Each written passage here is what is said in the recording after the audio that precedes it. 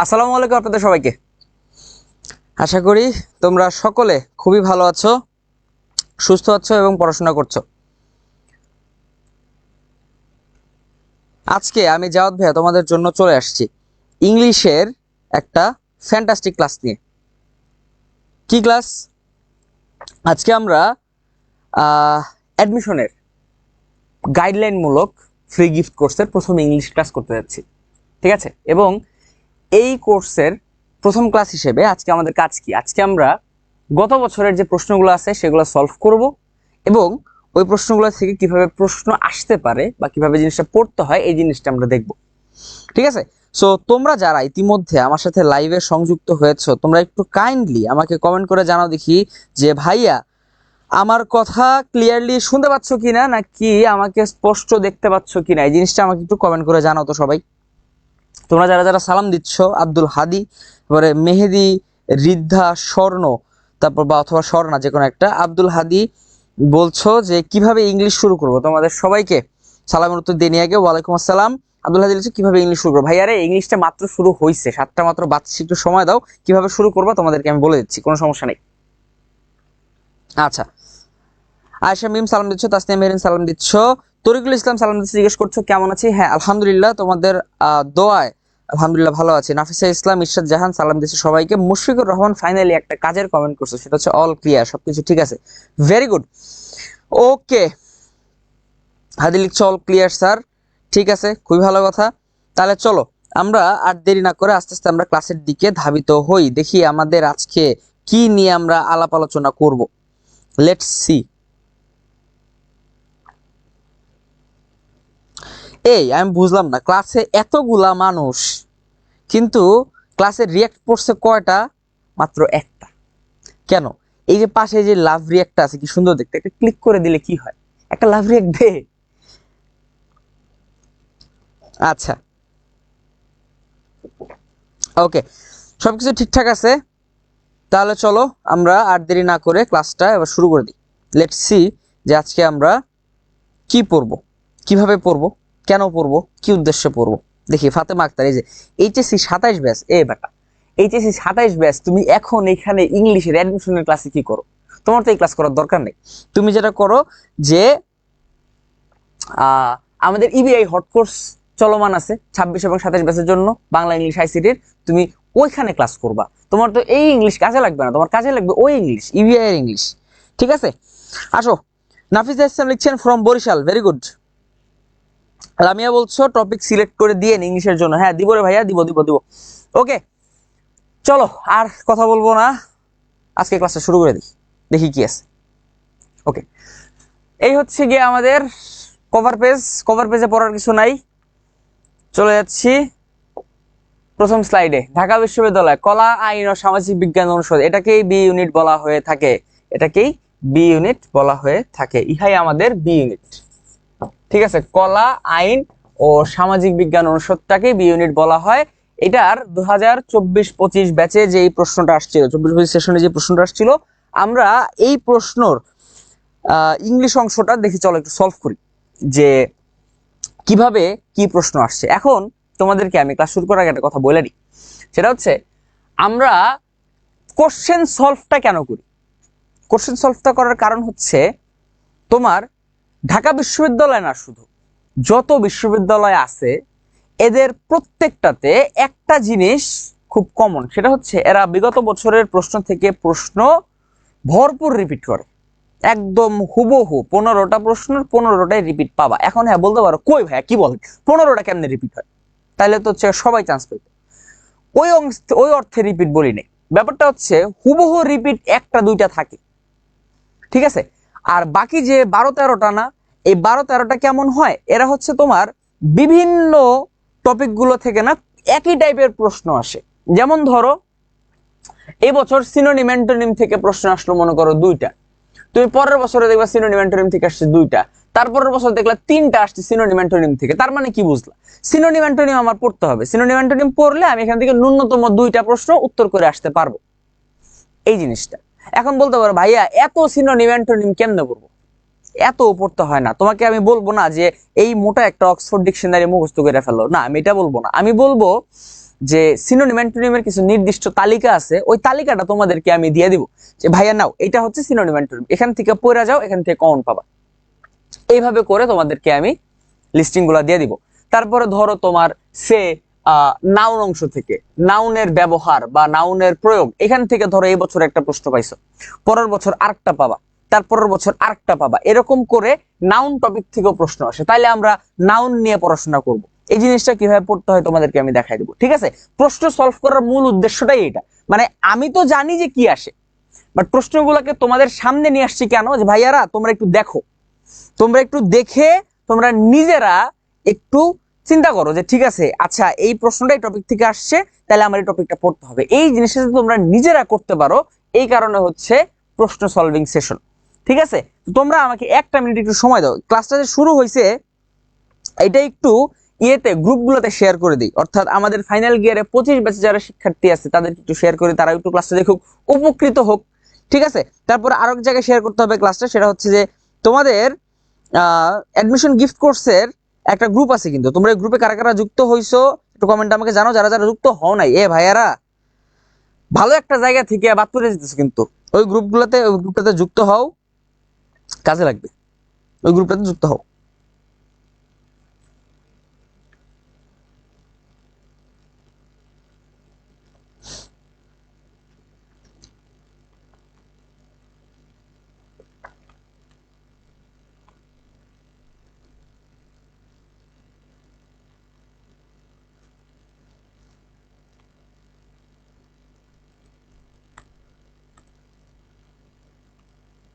এক মিনিট, হ্যাঁ 1 মিনিট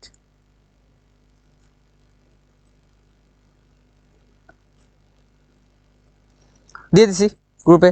এবার হচ্ছে আরেক মিনিট লাগবে, সেটা হচ্ছে হোয়াটসঅ্যাপ গ্রুপগুলোতে একটু ফরওয়ার্ড করতে হবে। ওই যে বললাম বাচ্চা কাচ্চারা একটু দেখবে ক্লাসটা, একটু উপকৃত হবে, তাদের উদ্দেশ্যে দিয়ে দিচ্ছি। একটু সময় দাও, হ্যাঁ আমাকে 10 সেকেন্ড।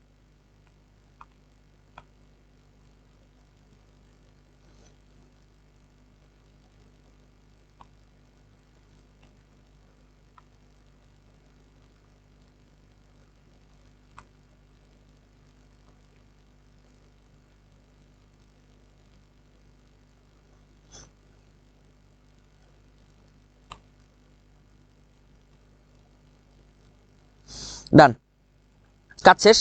এবার কি করব, এবার হচ্ছে আমরা সরাসরি ক্লাসে ঢুকে যাব, আর কোনো কাজ নেই, এবার আমরা সরাসরি ক্লাসে ঢুকবো। আসো।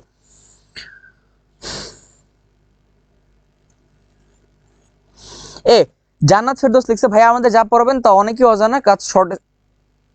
সমস্যা নাই তো, তোমরা একজন যে কমেন্ট করছে যে এই যে রাফি ইসলাম বলছে স্যার আমি অ্যাড হয় না গ্রুপ। বেটা গ্রুপে অ্যাড হইতে কি লাগে, সার্চ দাও অ্যাডমিশন গিফট কোর্স, সার্চ দাও এডুকাটমের সার্চ বক্সে গিয়ে দেখবা চলে আসছে, রিকোয়েস্ট দাও, অ্যাড হয়ে যাবে, কোনো সমস্যা নেই। আর ওই গ্রুপে যা আছে এই গ্রুপেও তাই আছে, সমস্যা নেই। মানে এই গ্রুপে বলতে এখানে যেটা আছে, দাঁড়াও তোমরা অনেকে জানতে চাইছো গ্রুপের নামটা কি। গ্রুপের নামটা কি? গ্রুপের নাম হচ্ছে এইটা, অ্যাডমিশন উইনার্স, অ্যাডমিশন বিজয়ী হাইফেন গিফট কোর্স, এটা লিখে সার্চ দাও, চলে আসবে, অ্যাড হয়ে যাও। গ্রুপের মধ্যে দেখবো 10,000-এর মতো মেম্বার আছে, ওটার মধ্যে ঢুকো যারা যারা গ্রুপে নাই। ঠিক আছে, ওকে। তারপরে হচ্ছে গিয়া এটা হোয়াটসঅ্যাপ গ্রুপে দেওয়া হবে কিনা। হ্যাঁ হোয়াটসঅ্যাপ গ্রুপ বলতে ফাইনাল গিয়ারের যে গ্রুপ আছে, ফাইনাল গিয়ার বলতে হচ্ছে গিয়ে আমাদের ওই যে এইচএসসি 25 ব্যাচে তোমাদের জন্য একটা ফাইনাল গিয়ার, প্রায় মোটামুটি 1 মাস ব্যাপী কাছাকাছি একটা হচ্ছে কোর্স রান করলাম না আমরা লাস্ট মোমেন্টে, ওই গ্রুপগুলোতে দেওয়া হবে। ঠিক আছে, আচ্ছা একজন জিজ্ঞেস করছো যে রাইটিং পার্ট 3 মাসে শেখা সম্ভব কিনা। জি সম্ভব, সম্ভব। আর এই যে গ্রুপের লিঙ্ক নিয়ে লাফালাফি করতেছো, গ্রুপের লিঙ্ক এখন দিব না, খুঁজে বের করো একটু, তোমরা পারবা আমি জানি। গ্রুপের লিঙ্ক খুঁজে বের করা, যদি না পাও তাহলে ওটা আমি ক্লাস শেষে শেয়ার করে দেবো, সমস্যা নেই। গ্রুপে এখন এই মোমেন্টে এখন আহামরি এমন কিছু নাই যেটা না দেখলে লস হয়ে যাবে, ক্লাসের পরে দেখলেও ক্ষতি নাই। যারা যারা অ্যাড হইতে পারছো ভালো, যারা পারো নাই তারা ক্লাসের পরে অ্যাড হয়েও। এখন তারা হুড়া করতে যাও না, ক্লাসের ইয়ে নষ্ট করো না, পরিবেশ নষ্ট করো না। আরেকজন কে জানি কমেন্ট করছিল যে ভাইয়ারা আমার তো শর্ট সিলেবাস ছিল, কিন্তু ফুল সিলেবাসে গিয়ে আমি কি করব। ভাইয়া কোনো অসুবিধা নাই, তোমার শর্ট সিলেবাসে ইংলিশের ব্যাপারটা তো অন্তত আমি তোমাদেরকে বলি, ইংলিশে শর্ট সিলেবাস কোনো যায় আসে না। তুমি শর্ট সিলেবাসে যেগুলো পড়ছো ওই জিনিসগুলো অ্যাডমিশনে লাগবে, সাথে আরো এক্সট্রা কিছু জিনিস লাগবে। হ্যাঁ এখন তুমি বলতে পারো ভাইয়া ফুল সিলেবাস হইলো তো ওই এক্সট্রা জিনিসগুলো আমি পড়ে ফেলতাম, না ওই এক্সট্রা জিনিসগুলো ফুল সিলেবাসেও ছিল না। অতএব তোমার টেনশন করার কোনো কারণ নাই যে হ্যাঁ শর্ট সিলেবাসে পরীক্ষা দিয়ে আসছি তাইলে তো মনে হয় আমি পারবো না, পারবা, ওটা নিয়ে কোনো সমস্যা হবে না। ঠিক আছে। আর ইংলিশ ফার্স্ট পেপারের যেটা, সেটা হচ্ছে তোমাকে ভোকাবুলারি অংশ মোটামুটি পুরোটাই কভার করতে হবে। ওই জিনিসটা আমি তোমাদেরকে ভোকাবুলারি একটা শীট আছে আমার, ওটা আমি তোমাকে দিয়ে দেবো। মানে শীট বলতে একটা শীট না, মেলা, না হলেও 200-250 পেজ, ওটার মধ্যে ধরো যে 30-40 পেজের মতো ভোকাবুলারি আছে, ওগুলো তোমাদেরকে দিয়ে দেবো। অলরেডি দিছি একবার, আবার দিয়ে দিব দরকার হয়, কোনো সমস্যা নাই, পড়ে নিও। আচ্ছা তাহলে আসো আর দেরি না করি, এবার হচ্ছে তোমাদের প্রশ্ন নিলাম, দেখি আর কোনো গুরুত্বপূর্ণ প্রশ্ন কি বেরোছে কিনা। পেইড ব্যাচের ক্লাস শুরু হবে কবে থেকে? ভাই পেইড ব্যাচের ক্লাস সেপ্টেম্বরের 1 তারিখ থেকে শুরু হবে। পেইড ব্যাচের ক্লাস সেপ্টেম্বরের 1 তারিখ থেকে শুরু হবে। আচ্ছা আসো আমরা হচ্ছে আজকে 24-25 সেশনের যে প্রশ্নটা, আসো এটা একটু সলভ করি, দেখি তো কি অবস্থা, এর মধ্যে কি করে রাখছে। ওকে, এই যে দেখো প্রথমেই কামটা করছে কি, প্রথমেই কাজ করছে হচ্ছে the synonym of deviate. Deviate শব্দটার সিনোনিম কি? তাইলে দেখো প্রথম প্রশ্নটাই যখন সলভ করতে গেলাম ধাক্কাটা খাইলাম কিসে গিয়ে? সিনোনিম অ্যান্টোনিমের মধ্যে। প্রথম topic synonym antonym. Synonym antonym এই জিনিসটা হচ্ছে বলতে পারো ফরজে আইন। সিনোনিম এবং অ্যান্টোনিম এটা একটা ফরজে আইন জিনিস। ফরজে আইন মানে কি? ফরজে আইন মানে হচ্ছে যেটা পালন করতেই হবে, যেটাকে বাদ দেওয়ার কোনো সুযোগই নাই, এটা হচ্ছে ফরজে আইন। আচ্ছা এখন বিষয়টা কি? বিষয়টা হচ্ছে সিনোনিম অ্যান্টোনিম থেকে প্রতি বছর ন্যূনতম 2টা প্রশ্ন আসে, একটা সিনোনিম আসে একটা অ্যান্টোনিম আসে, মাঝে মাঝে 3টা প্রশ্নও আসে, এ ধরনের ঘটনাও ঘটে। ঠিক আছে।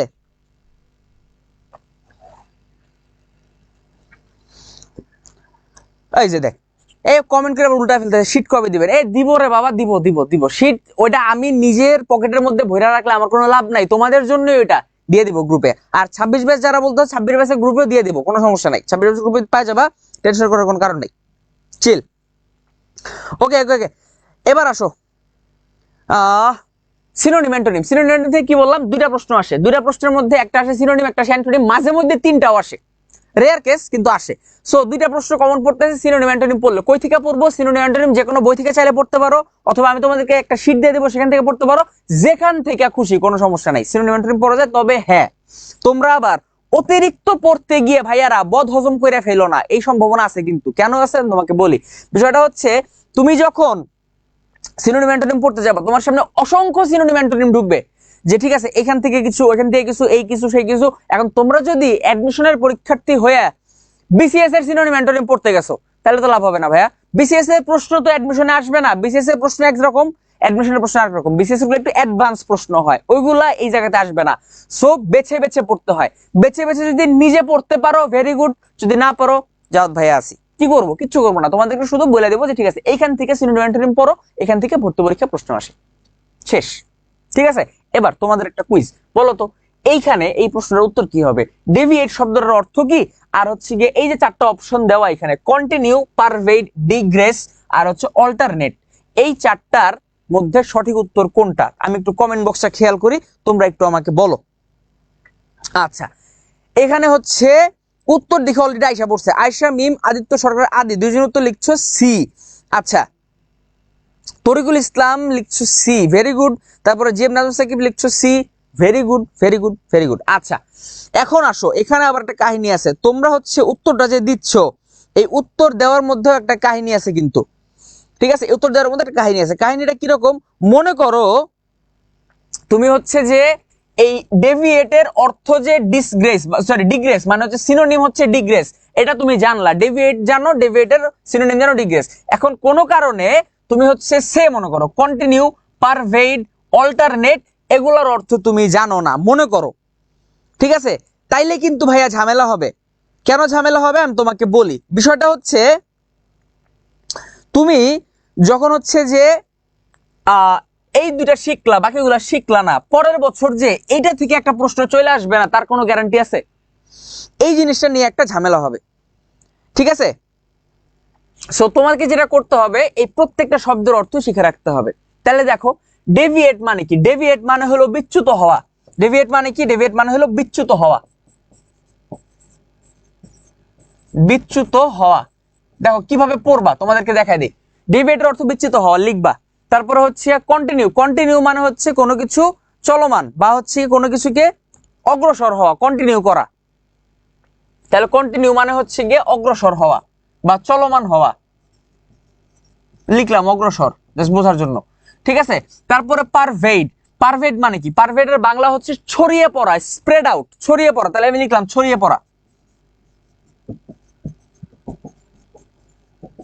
ঠিক আছে। তারপর হচ্ছে ডিগ্রেস, ডিগ্রেসের সোজা বাংলা অর্থ কি জানো? বাংলা অর্থ হচ্ছে গৌরচন্দ্রিকা, এটা নোমান্সের অর্থ বলতে পারবে। গৌরচন্দ্রিকা মানে কি? গৌরচন্দ্রিকা মানে হচ্ছে কোনো আসল ব্যাপার না দেখে অন্য বিষয় নিয়ে কথা বলা। মনে করো যে এখানে কথা হইতেছে ক্লাস নিয়ে, ক্লাস নিয়ে কথা বলতে বলতে আমি চলে গেছি, আমি কোন আমলে কয়টা প্রেম করছিলাম ওই আলাপে, ওইখানে যাওয়া যাবে না, ওইটা হচ্ছে ডিগ্রেস, ঠিক আছে। অনেকে এটাকে উচ্চারণ ডাইগ্রেসও করে, একই কথা, এইটার অর্থ বিচ্যুত হওয়া।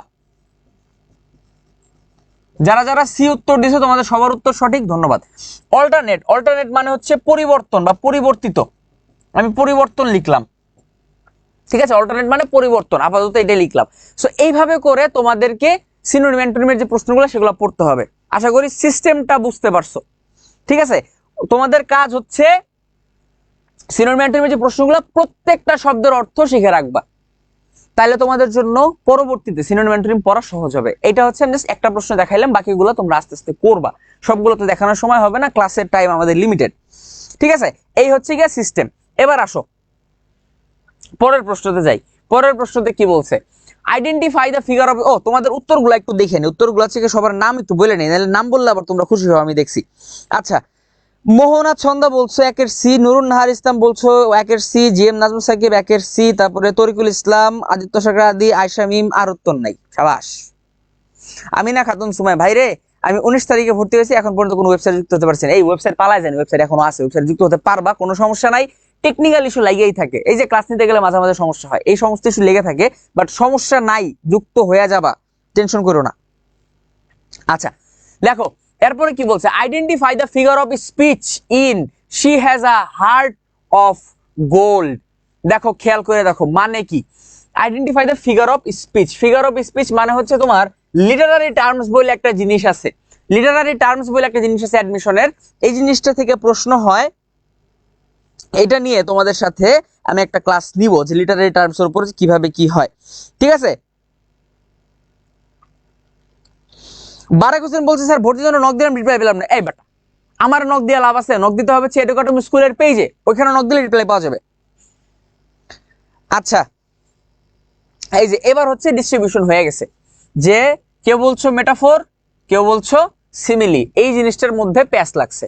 আচ্ছা তোমাদেরকে জিনিসটা আমি এক্সপ্লেইন করি, এমনিতে ক্লাস হবে এটার উপর, লিটারারি টার্মস মানে ফিগার অফ স্পিচ, এটার উপর আমি একটা ক্লাস নিব, কিন্তু তারপরেও এখন একটু ছোট করে জিনিসটা এক্সপ্লেন করে দেওয়া যায় তোমাদেরকে। কি বলছে? আইডেন্টিফাই ফিগার অফ স্পিচ মানে হচ্ছে এই যে she has a heart of gold, এই কথাটা যে বলছে, এই কথাটা যে বলছে এইটা কি ধরনের কথা, মানে এটা কি টাইপের কথা বলছে এটা, যেমন এটা কি এক ধরনের মেটাফোর, এটা কি এক ধরনের আইরনি, এটা কি এক ধরনের সিমিলি, নাকি এটা এক ধরনের পার্সনিফিকেশন, এই জিনিসটা জানতে চাইছে যে এটা কিসের উদাহরণ। She has a heart of gold, এটা জানতে চাইছে।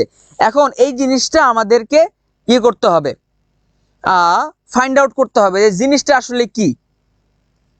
আচ্ছা এবার আসো অর্থটা করো, প্রথমে অর্থটা করলে জিনিসটা ক্লিয়ার হয়ে যাবে। অর্থ করো, অর্থটা কি বলছে? এখানে বলছে she has a heart of gold, এটার বাংলা অর্থ হচ্ছে এরকম যে তার হৃদয়টা স্বর্ণ দিয়ে তৈরি। শি হ্যাজ, তার আছে, আ হার্ট, তার একটি হৃদয় আছে, অফ গোল্ড যেটা স্বর্ণের তৈরি, মানে তার হৃদয়টা স্বর্ণ দিয়ে বানানো। এটা হচ্ছে সেন্টেন্সের বাংলা অর্থ, তার হৃদয়টা স্বর্ণ দিয়ে বানানো। তাইলে এটা দিয়ে আসলে কি কি ধরনের কথা? এটা এটা কি মেটাফোর, এটা কি আয়রন, এটা কি সিমিলি, না এটা পার্সনিফিকেশন? এই প্রশ্নটা করা হয়েছে। আসো তোমাদেরকে ছোট্ট করে জিনিসটা বুঝাই। প্রথমে আসো পার্সনিফিকেশন। পার্সনিফিকেশন মানে কি? পার্সনিফিকেশন মানে হইলো কোনো কিছু যেটা ব্যক্তিবাচক না, যেটা ব্যক্তিবাচক না কিন্তু তাকে আমি একটা ব্যক্তি সত্তা দিলাম, ঠিক আছে। যেমন আজকে আকাশের মন খারাপ, আজকে আকাশের মন খারাপ। এখন তুমি মনে করলা যে আমার বন্ধু আকাশের কথা বলতেছে, বন্ধুর সাথে দেখা হয়েছিল, বন্ধুর মনে ব্রেকআপ হয়েছে, বন্ধুর এই কারণে মন খারাপ, না, আমি ওই আকাশের কথা বলি না, আমি হচ্ছে মাথার উপরে যে নীল আকাশ তার কথা বলছি। চিন্তা করে দেখো আকাশ কি কোনো মানুষ? আকাশের তো মন খারাপ হওয়া সম্ভব না। একটা অব্যক্তিবাচক জিনিস, একটা বস্তুবাচক জিনিস, সেটার আবার মন খারাপ কেমনে হয়? কিন্তু আমাদের ভাষার সৌন্দর্যের জন্য এই টার্মটা ব্যবহার করা যায়, যে আজ আকাশের মন খারাপ, মানে আকাশে মেঘ করছে, বৃষ্টি হতে পারে, ওইটা হচ্ছে পার্সনিফিকেশন উদাহরণ। অর্থাৎ যেই জিনিসটা ব্যক্তিবাচক নয় সেটাকে একটা ব্যক্তিবাচক রূপ দেওয়ার নামই হলো পার্সনিফিকেশন।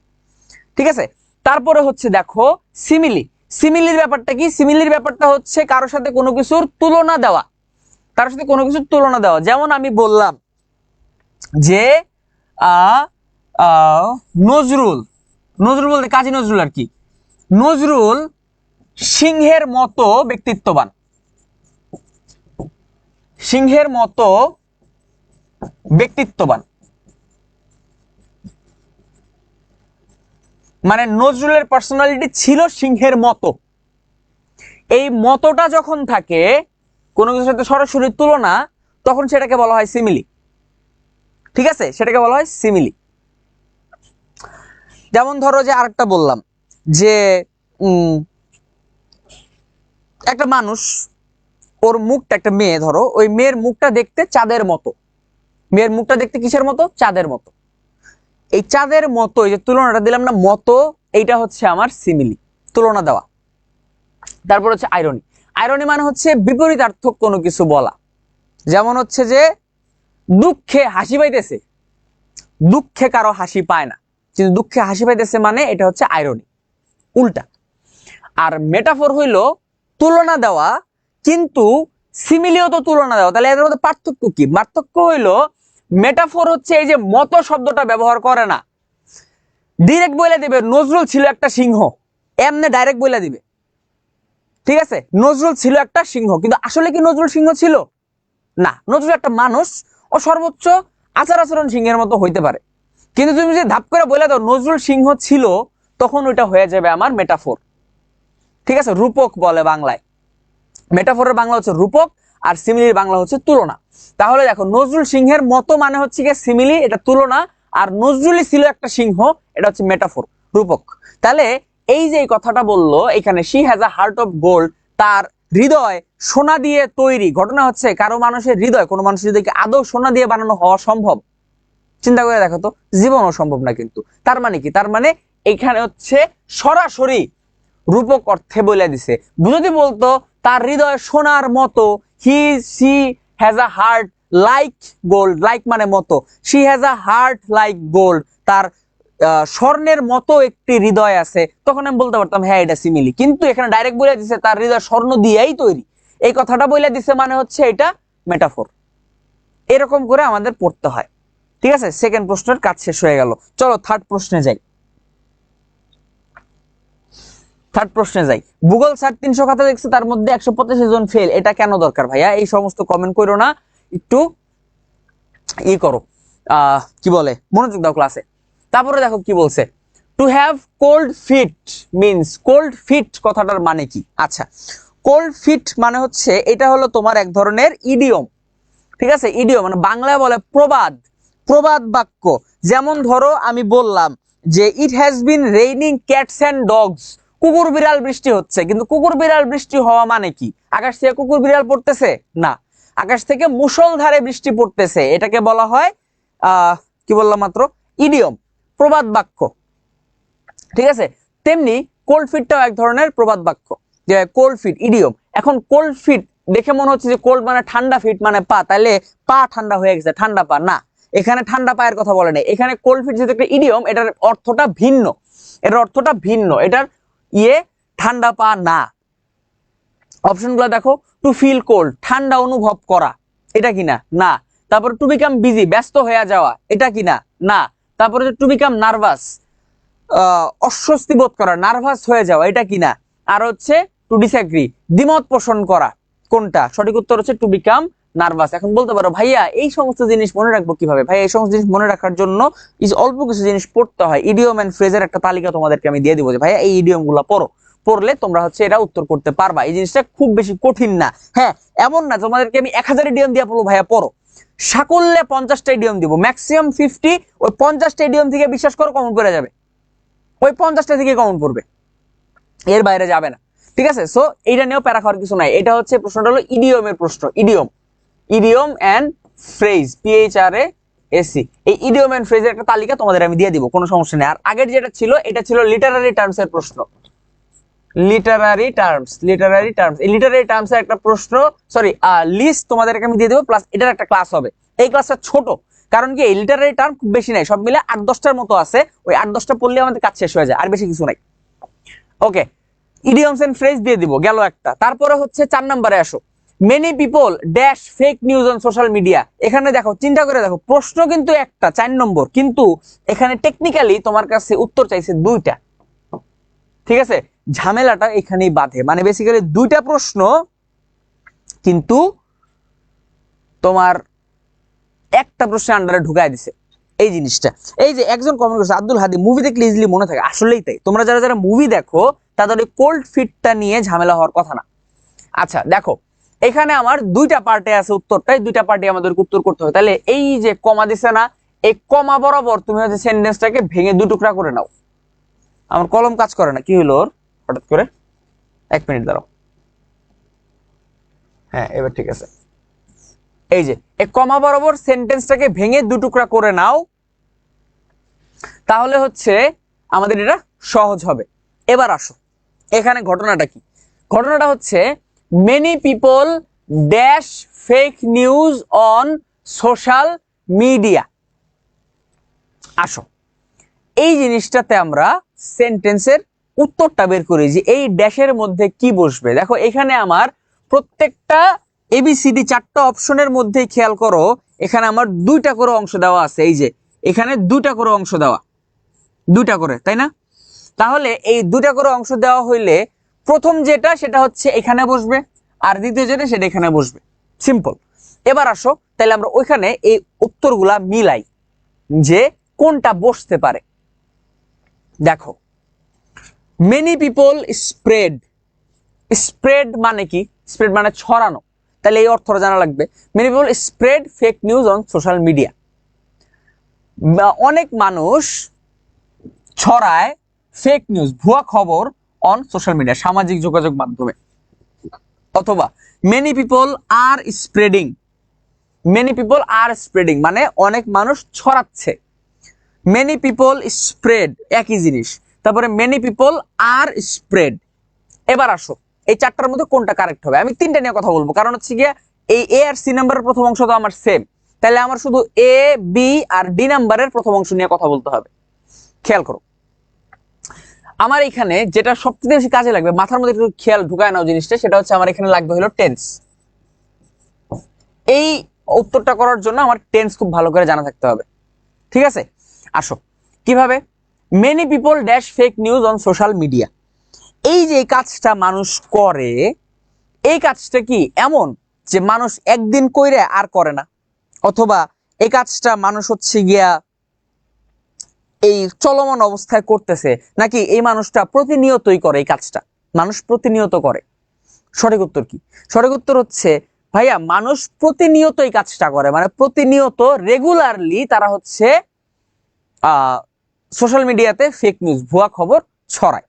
প্রতিনিয়ত মানুষ এই কাজটা করে। আচ্ছা, এখন তাইলে দেখো, যদি আমার এমন কোনো সাধারণ কোনো বক্তব্য বোঝায় যেটা প্রতিনিয়ত হয়, অথবা কোনো অভ্যাসগত সত্য বোঝায় যেটা রেগুলার হয়, প্রতিনিয়ত হতে থাকে, সেখানে আমার কোন টেন্স ব্যবহার করে? মানুষ যেহেতু প্রতিনিয়তই সোশ্যাল মিডিয়াতে ফেক নিউজ ছড়ায়, তার মানে এখানে আমার এমন কোনো কিছু বলতে যেটা রেগুলারলি হয়, তার মানে অভ্যাসগত সত্য।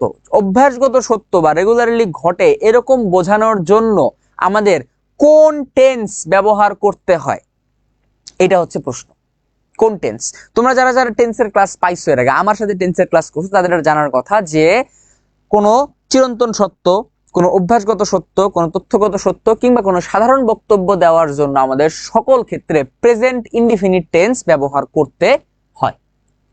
প্রেজেন্ট ইনডিফিনিট টেন্স ব্যবহার করতে হয়। এবার আসো, এখানে খেয়াল করো এই জায়গাতে কোন টেন্স বসবে। তাইলে যেহেতু এখানে প্রতিনিয়তই খবর ছড়ানো হয়, ভুয়া খবর, তাহলে এখানে আমার কোন টেন্স বসবে? Present indefinite tense. তাইলে আসো, এখানে প্রেজেন্ট ইনডিফিনিট টেন্সের গঠন আমাদেরকে বের করতে হবে। প্রেজেন্ট ইনডিফিনিটের গঠন ছিল সাবজেক্ট প্লাস ভার্বের base form plus object. Object না দিলেও চলে, খালি এই দুইটা জিনিস আমার দরকার হয়, সাবজেক্ট প্লাস ভার্বের বেস ফর্ম বা প্রেজেন্ট ফর্ম অথবা V1, যেটাই বলো না কেন, তিনটাই এক। Subject plus V1। আচ্ছা, তাহলে প্রথমে দেখো মেনি পিপল, এখন তুমি দরকার নেই মেনিটাও বাদ দিলা, মেনি দরকার নেই আমার, মেনি হচ্ছে একটা কোয়ান্টিফায়ার, এটা দিলাম, বাদ দিলাম। পিপল মনে করো সাবজেক্ট, যেহেতু তারা প্রতিনিয়ত করতেছে তাই এখানে প্রেজেন্ট ইনডিফিনিট টেন্স লাগবে। দাও প্রেজেন্ট ইনডিফিনিট টেন্স দাও। তাহলে এখানে আমার কি লাগবে? সাবজেক্ট আছে, এখানে আমার একটা V1 লাগবে, ভার্বের বেস ফর্ম লাগবে। তাহলে দেখো এই চারটার মধ্যে ভার্বের বেস ফর্ম কই কই আছে? এখানে আছে আর স্প্রেডিং। আর কেন হবে ভাইয়া? ভার্বের বেস ফর্ম তখন অক্সিলিয়ারি ভার্বের কথা তো বলা নাই, তাহলে আমার এটা হচ্ছে না, এটা বাদ। তারপরে এখানেও আছে আর, এটাও বাদ, আর হবে না। তাহলে বাকি রইল কি? এ অথবা সি। যদি আমি দেই তাহলে আমার এটা সঠিক হচ্ছে। কেন? আরেকবার বলি, ঠান্ডা মাথায় পুরো জিনিসটা ধাপে ধাপে শুনো। এখানে তোমার প্রথমে ইনফরমেশনটা কি বলছে, তথ্যটা কি বলছে সেটাকে ফাইন্ড আউট করতে হবে। যেমন মেনি পিপল স্প্রেড, এখানে যে কোনো একটা হবে, ছড়ায় fake news on social media, সামাজিক যোগাযোগ মাধ্যমে মানুষ ভুয়া খবর ছড়ায়। এই জিনিসটা একটা প্রতিনিয়ত ঘটা জিনিস, রেগুলার বেসিসে ঘটে। এই কারণে এখানে আমার প্রেজেন্ট ইনডিফিনিট টেন্স ব্যবহার করতে হবে। প্রেজেন্ট ইনডিফিনিট টেন্স ব্যবহার করতে হলে আমার প্রেজেন্ট ইনডিফিনিটের গঠন এখানে সুন্দর মতো মিলাইতে হবে। তাহলে প্রেজেন্ট ইনডিফিনিটের গঠনটা কি ছিল? সাবজেক্ট প্লাস ভার্বের বেস ফর্ম। আমার এখানে সাবজেক্ট আছে পিপল, তাহলে আমার লাগবে কি? ভার্বের বেস ফর্ম। ভার্বের বেস ফর্ম কোনটা হয়? এ নাম্বারে স্প্রেড অথবা সি নাম্বারে স্প্রেড, যে কোনো একটা।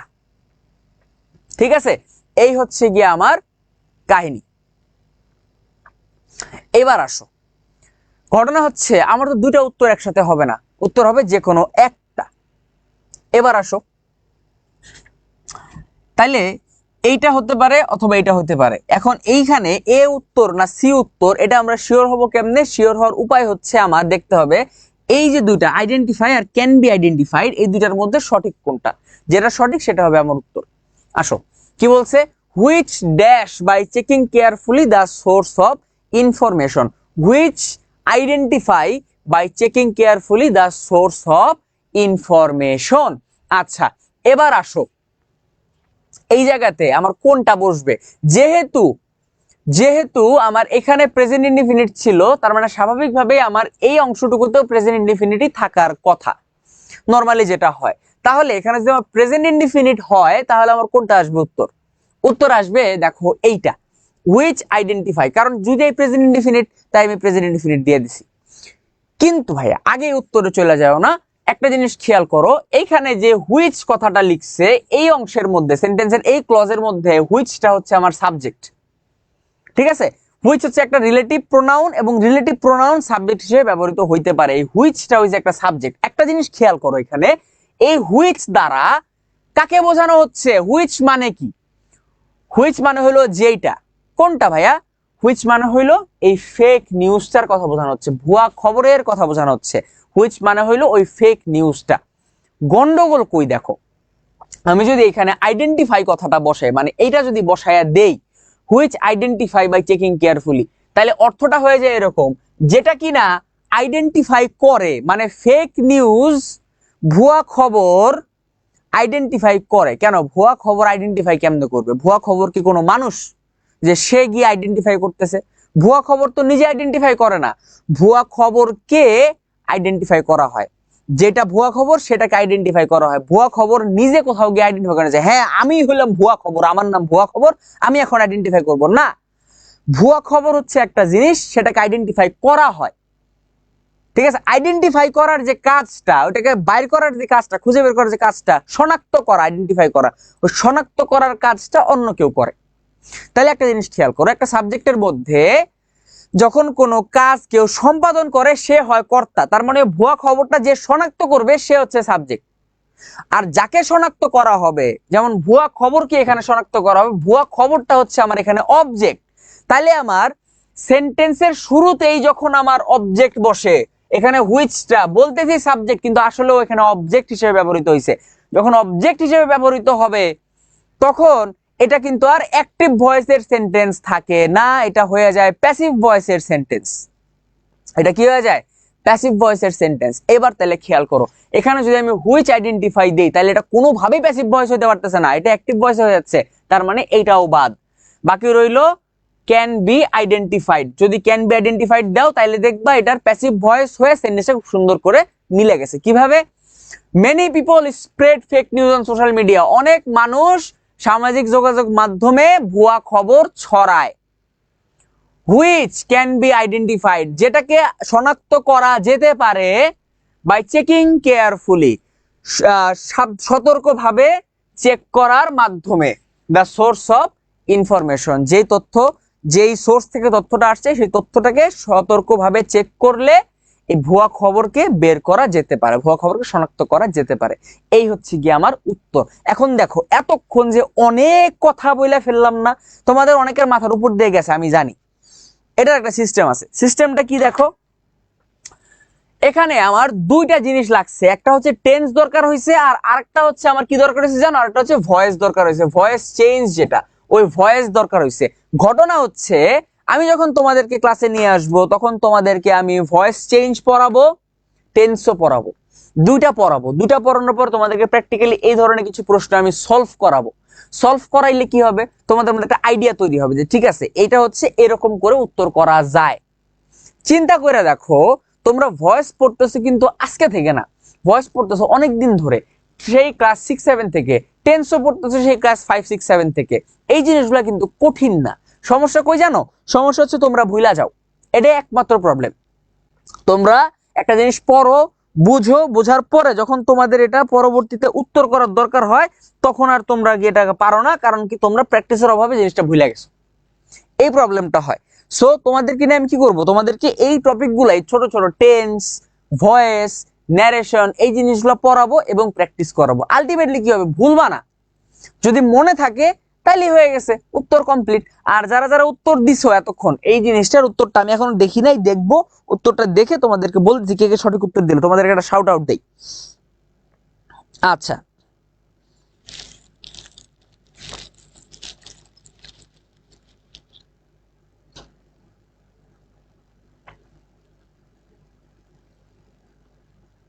এই 4-এর সিতে অনেকগুলো উত্তর পাইছি, দেখি একটু পড়ি, হ্যাঁ একটু 1 মিনিট।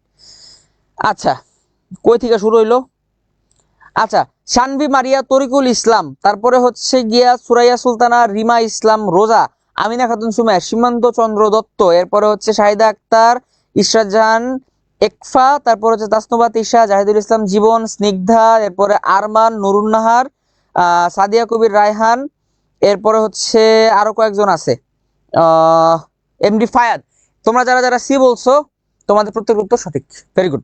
আচ্ছা, মৌমিতা জান্নাত, মারুফ খান সাব্বির, তিয়ানমি রিনি, প্রত্যেকের উত্তর সঠিক। আমিনা খাতুন সুমাইয়া বলছে এ এ এ এ না ভাইয়া, এ উত্তর না, এ ভুল উত্তর, সি হবে উত্তর।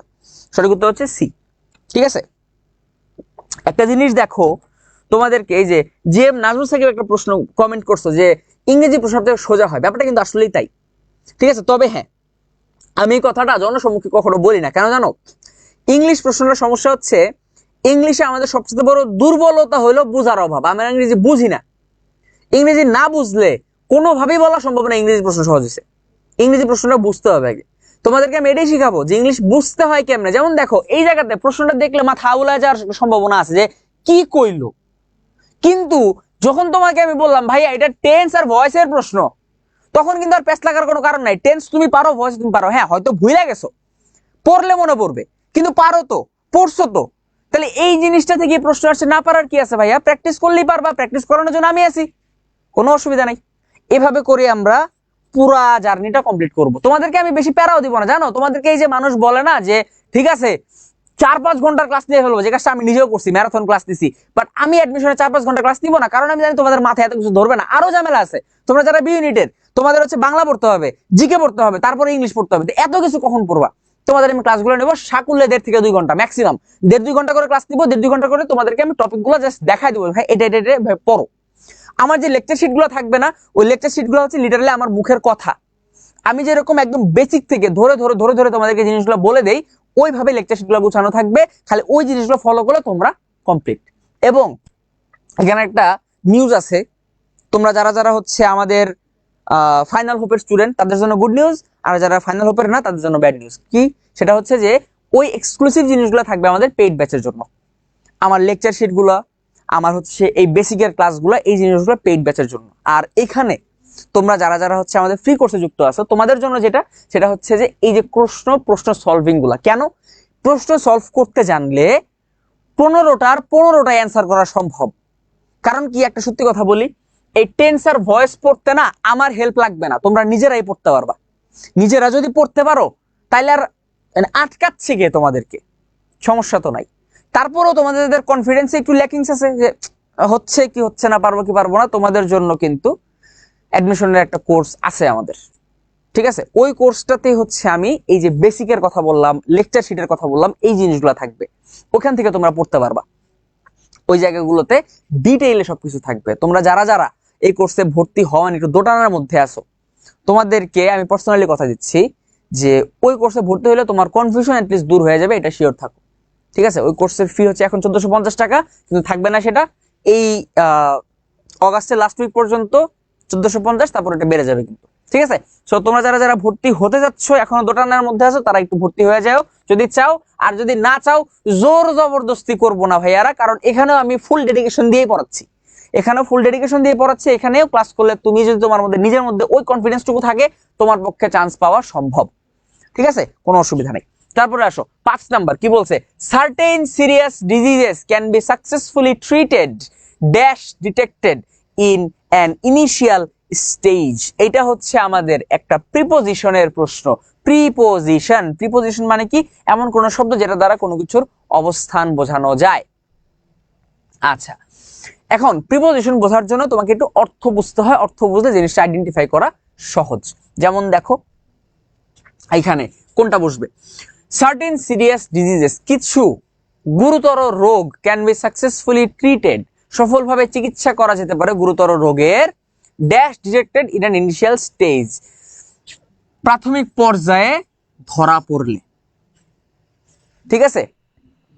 তাহলে এটাকে যদি আমি বাংলায় পুরো সেন্টেন্সটা বলি, তাহলে অর্থটা এরকম আসে যে কিছু গুরুতর রোগের চিকিৎসা করা সম্ভব যদি সেই রোগগুলো প্রাথমিক পর্যায়ে ধরা পড়ে, যদি সেই রোগগুলো প্রাথমিক পর্যায়ে ধরা পড়ে, যদি যদি যদি সেই রোগগুলো প্রাথমিক পর্যায়ে ধরা পড়ে। যদি ইংরেজি কি, যদি ইংরেজি হইল ইফ, এটা হচ্ছে আমার সঠিক উত্তর হবে, if detected in an initial stage, যদি ধরা পড়ে। লেস্ট মানে কি, অর্থগুলো জেনে রাখতে হবে। লেস্ট মানে হচ্ছে এই ভয়ে যে, মানে হচ্ছে তোমার পড়াশোনা করা উচিত, এই ভয়ে যে তুমি পরীক্ষায় ফেলও করতে পারো ভাইয়া, এইটাই হলো lest. You should study regularly lest you might fail in the exam, এই ভয়ে যে তুমি পরীক্ষায় ফেলও করতে পারো, তাই তোমার পরীক্ষার জন্য পড়াশোনা করা উচিত। লেস্ট মানে হচ্ছে এই ভয়ে যে। তারপর হচ্ছে ওয়েদার, ওয়েদার মানে হয় এইটা নাইলে ওইটা, ঠিক আছে? এইটা আবার কিন্তু ওয়েদার মানে আবহাওয়া না, ওয়েদার যেটা আবহাওয়া, WEATHER বানান কিন্তু পার্থক্য আছে, খেয়াল করো। WEATHER একটা, WHETHER একটা, দুইটার মধ্যে পার্থক্য আছে। ওয়েদার একটা, ওয়েদার একটা। ওয়েদার মানে আবহাওয়া, ওয়েদার মানে হচ্ছে হয় এইটা নাইলে ওইটা, ঠিক আছে? যেমন weather he is good or bad, সে কি ভালো না খারাপ, ওয়েদার মানে হয় এটা নাইলে ওইটা। আর আনলেস মানে হলো যদি না, আমি এই কাজটা করব না, unless you come with me, তুমি যদি আমার সাথে না আসো, যদি না তুমি আমার সাথে আসো, আমি এই কাজটি করব না। আনলেস মানে যদি না, ঠিক আছে? এই হচ্ছে চারটার অর্থ। তাহলে এখানে কারেক্ট আনসার কি? ইফ। তোমরা যারা যারা উত্তর দিছো, তোমাদের সবাইকে অসংখ্য ধন্যবাদ। একটু দেখে নিই। হুমায়ুন ইয়াসমিন 5 নম্বর সবাই পারে, সাবাস। আমি চাই সবাই পারুক, আমি চাই 5 নম্বর না, শুধু 15টার 15টাই সবাই পারুক। এই জিনিসটা যদি কনফার্ম করতে পারো ভাইয়ারা, বিশ্বাস করো, আমাদের আমি পরীক্ষার বিগত রেজাল্ট গুলো দেখছি, তোমরা বিশ্বাস করবা না, ইংলিশে বাচ্চা কাচ্চারা ভয় পাওয়ার কারণে ফেল করে। তোমরা বিশ্বাস করো না করো, মনে করে কি যে আরে আমি ছোটবেলা থেকে হচ্ছে ইংলিশে এত দুর্বল, ইংলিশ পড়া হয় নাই, আমি মনে হয় পারবো না, এটা না সেটা না বলতে না, ইঁদুর ছানা ভয়ই মরে, ভয় পাই এরা পারে না। অথচ তোমরা বিশ্বাস করবা কিনা জানি না, পরীক্ষার হল থেকে আমার এক স্টুডেন্ট কান্নাকাটি করতে করতে বেরোইছে, গত সিজনের কথা বলতেছি, কান্নাকাটি করতে করতে বেরোইছে, বলতেছে ভাইয়া আমার দ্বারা পাস হবে না ভাই, আমার অবস্থা খুবই খারাপ। আমি কেন, কি হয়েছে? পরে বলি ইংলিশ কিছুই পারে নাই। তাহলে ইংলিশ পারে না মানে কি বললো তুমি? পরে না ভাই আসলে পারেনি। কয়টা পারছো? 6টা না 7টা মনে হয় পারছে। হ্যাঁ বেটা, 6-7টা পারছিস মানে পাস করবি, সমস্যা নাই, হয়ে যাবে। পরে সে চান্স পাইছে আর কি। যাই হোক, এখন বক্তব্য হচ্ছে সে যে ভয়টা যে পাইলো, পারে নাই। এরপরে কি জানো, আমি বলছি ঠিক আছে আসলে দেখি মিলাই, পরের সাথে 15টা মিলাইতেছি, 15টার মধ্যে তোমরা বিশ্বাস করবা না, ও হচ্ছে আমাকে 13টা প্রশ্নের সঠিক উত্তর ওই জায়গায় দাঁড়ায় বলে দিল। আমি ওর কান ধরে বললাম যে তুই যে বললি তুই পারিস, তুই পারিস নাই কেন?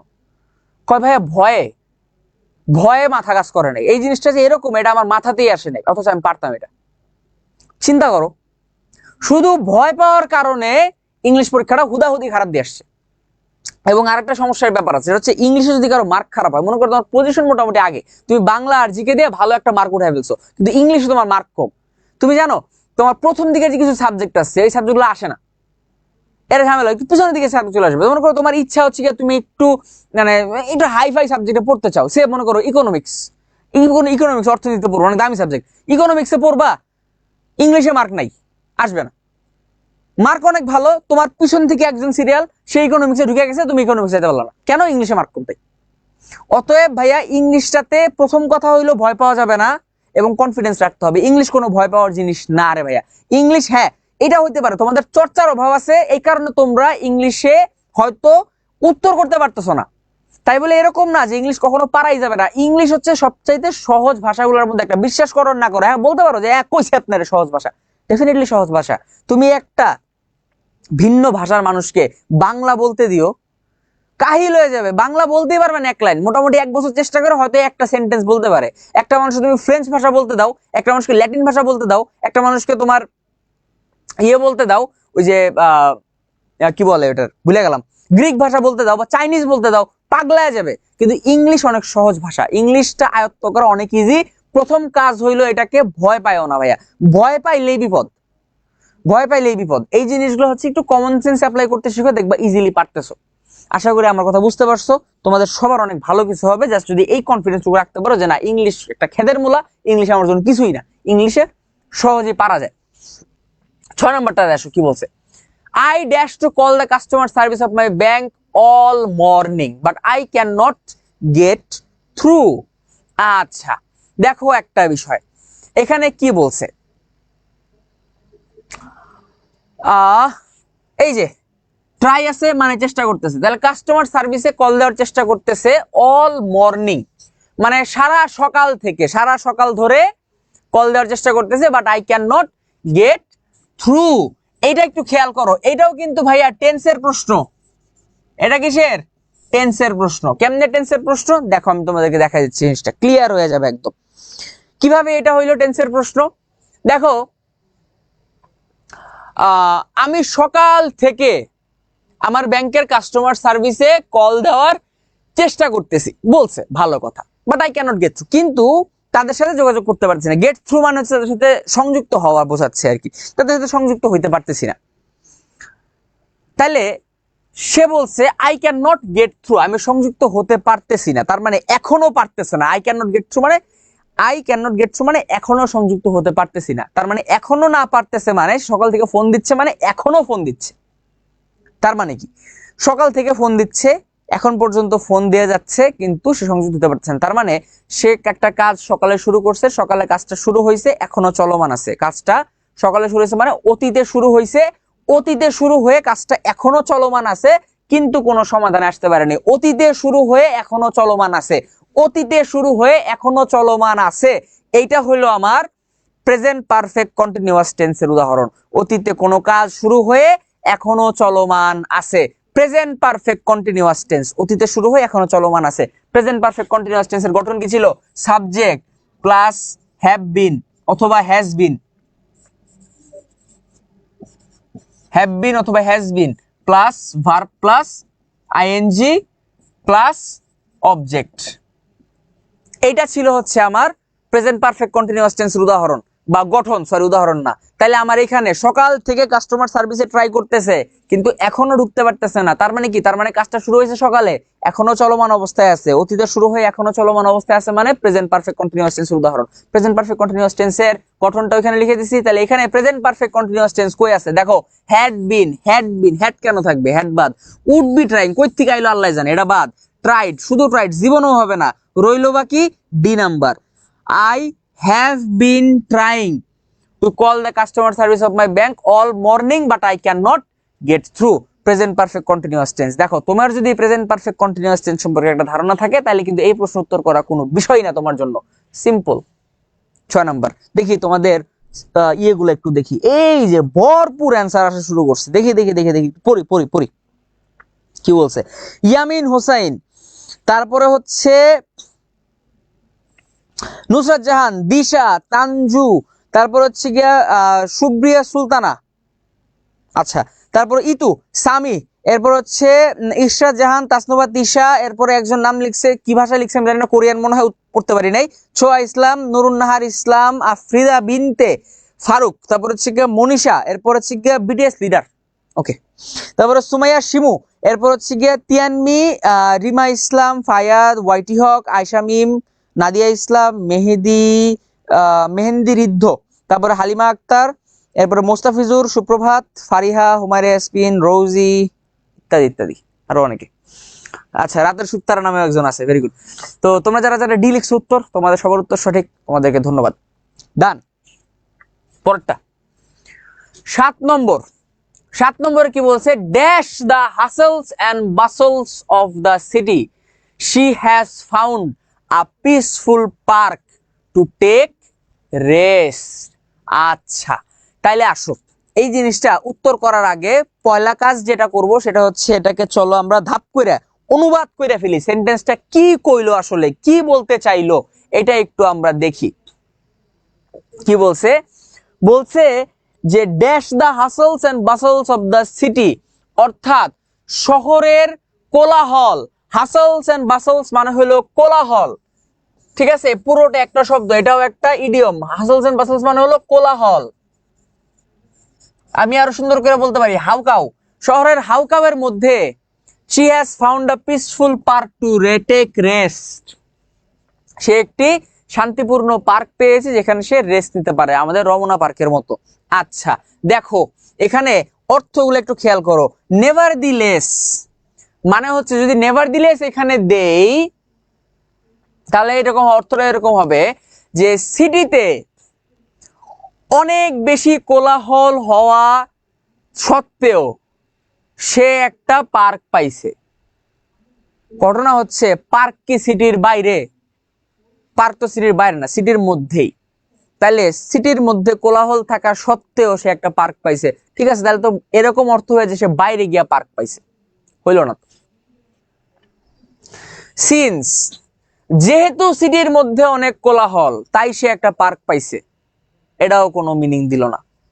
অলদো, যদিও সিটির মধ্যে একটা কোলাহল তাও সে একটা পার্ক পাইছে, হইল না। অ্যামিডস, মধ্যে, কোলাহলওয়ালা সিটির মধ্যেই সে একটা পার্ক খুঁজে পাইছে যেখানে সে রেস্ট নিতে পারে। সিটির মধ্যেই কিন্তু পার্ক, এই কারণেই অ্যামিডস। তোমার কাছে মনে হইতে পারে ভাইয়া অলদো, সিন্স, নেভারদিলেস এগুলো তো একটু একটু মিলে, একটু একটু মিললে হবে না, পুরোটা মিলতে হবে। মাঝে মাঝে কনফিউজিং কিছু উত্তর আসে। যেমন দেখো এখানে এই যে নেভারদিলেস, যদিও সিটির মধ্যে অনেক হাসল এবং বাসল, কোলাহল, তারপরেও সে একটা পিসফুল পার্ক পেয়েছে। কিন্তু ভাইয়া যদিও সিটির মধ্যে কোলাহল তাও সে বাইরে গিয়ে পাইছে, তো হইলো না, মিনিং দিল না তো। এটা মিনিংটা হবে এরকম যে সিটির মধ্যেই সে একটা পার্ক পাইছে, যদিও সিটির মধ্যে অনেক কোলাহল, সিটির কোলাহলের মধ্যেই সে একটা পার্ক খুঁজে পাইছে। এর উত্তর হচ্ছে অ্যামিডস।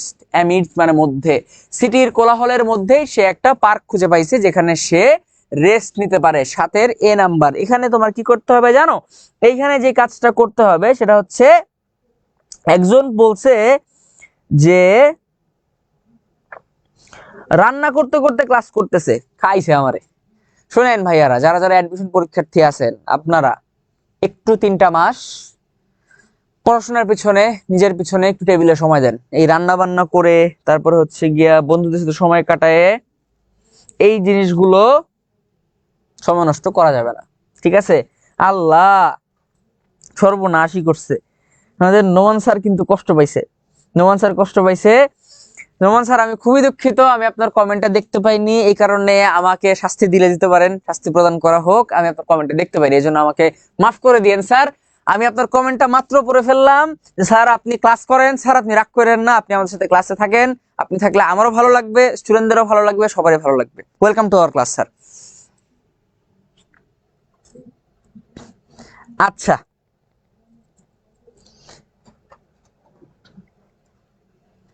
ওকে, উত্তর পেয়ে গেছি। ওই দেখ, জান্নাত ফেরদৌস কমেন্ট করছে, স্যার টেন্সে খুব প্রবলেম হয়, টেন্সে প্রবলেম হয়। এই টেন্স পড়তেছেন সেই ক্লাস 6 থেকে, মায়ের দিয়ে জানলা দিয়ে ফালাই দিব।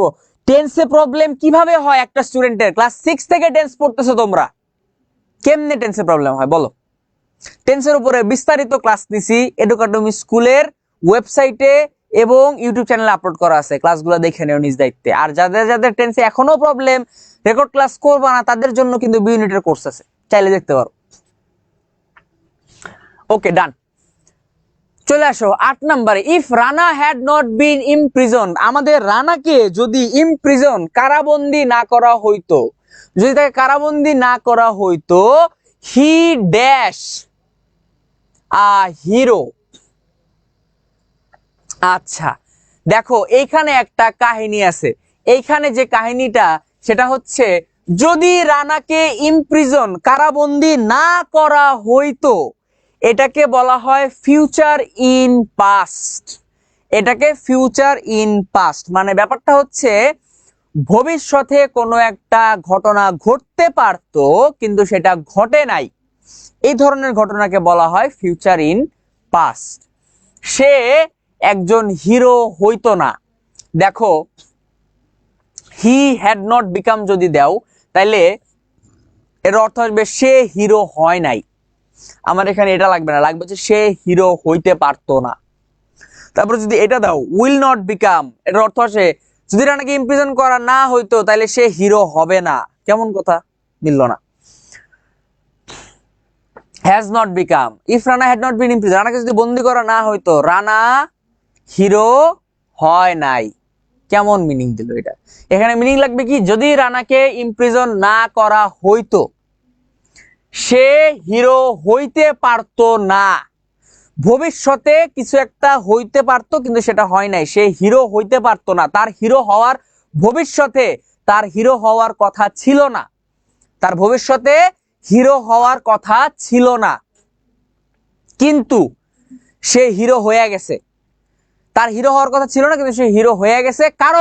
কারণ রানাকে ইমপ্রিজন, কারাবন্দী করা হয়েছে। বেসিক্যালি বলিউড মুভির কাহিনী। বলিউড মুভির কাহিনীতে কি হয়, যে নায়কের উপর দিয়ে একেবারে ঠেলা গেছে, স্টিম রোলার চালাইছে নায়কের উপর দিয়ে।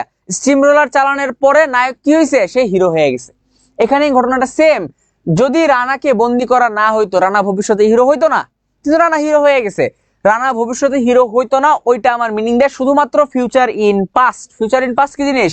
এই যে দেখো, শ্যাল, উইল, ক্যান অথবা মে, এই যে ভার্ব গুলো আমি লিখলাম, এদেরকে বলা হয় modal auxiliary verb. Modal auxiliary ভার্বের যে পাস্ট ফর্ম, সেটাকে বলা হয় ফিউচার ইন পাস্ট। যেমন ধরো, শ্যালের পাস্ট ফর্ম কি? উইলের পাস্ট ফর্ম হচ্ছে উড, ক্যানের পাস্ট ফর্ম কুড, মেয়ের পাস্ট ফর্ম মাইট। শ্যালের পাস্ট ফর্ম কি? শ্যালের পাস্ট ফর্ম তোমরা বলে দিছো অলরেডি, শুড। শ্যালের past form should.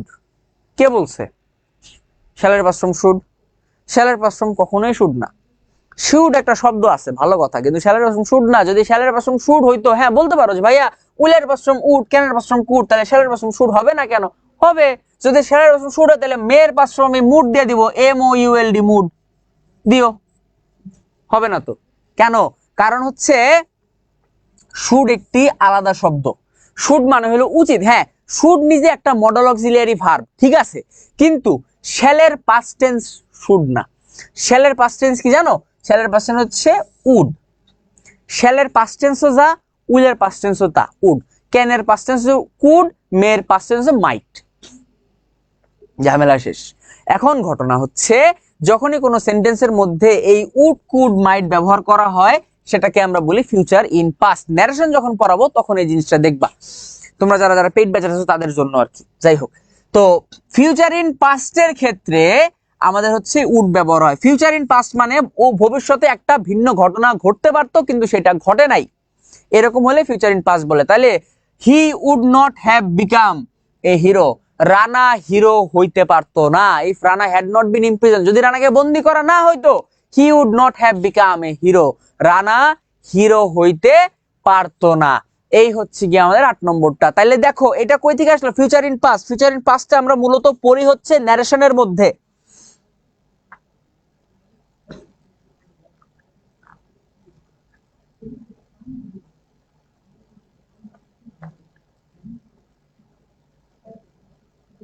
Mohammad Rezaul Karim একটা জিনিস লিখছো, কন্ডিশনাল সেন্টেন্স যদি বাক্যের প্রথম অংশ পার্টিসিপল হয়, তাহলে দ্বিতীয় অংশ অর্থ অনুযায়ী would should could have plus V3 হয়। ভেরি গুড ভাইয়া, ভেরি গুড, তুমি আমারে নিয়ম সহ বইলা দিছো। এখন একটা জিনিস তোমাকে বলি, ঘটনা হচ্ছে আমার এইখানে যে কন্ডিশনালের নিয়ম আছে, এই কন্ডিশনালের নিয়মটা না জানলেও এইটা উত্তর করা সম্ভব। ঠিক আছে, উত্তর করা সম্ভব শুধুমাত্র অর্থটা যদি আইডেন্টিফাই করা যায়। হ্যাঁ, এখন তোমাদের মধ্যে অনেকের মধ্যে প্যাচ লাগা যাওয়ার সম্ভাবনা আছে, ভাইয়া কন্ডিশনাল কি জিনিস। এমন একটা জিনিস খেয়াল করো, একটা জিনিস খেয়াল করো, মোহাম্মদ রেজাউল করিম, তুমি যে কথাটা বলছো ভাইয়া যে কন্ডিশনালের নিয়ম, ভেরি গুড। কন্ডিশনালের নিয়ম তোমাদের কয়জনের মনে আছে চিন্তা করে দেখো তো। কন্ডিশনালের নিয়ম যদি ভুলে গিয়ে থাকো তখন উপায় কি? তখন উপায় হচ্ছে অর্থ বের করো। অর্থ বের করতে পারলে এই জিনিসটা উত্তর করা একদম সহজ হয়ে যাবে। তবে হ্যাঁ, তোমাদের যদি কারো রুল মনে থাকে, ভেরি গুড, ওটা বোনাস পয়েন্ট। ঠিক আছে, এই হচ্ছে বিষয়। ওকে,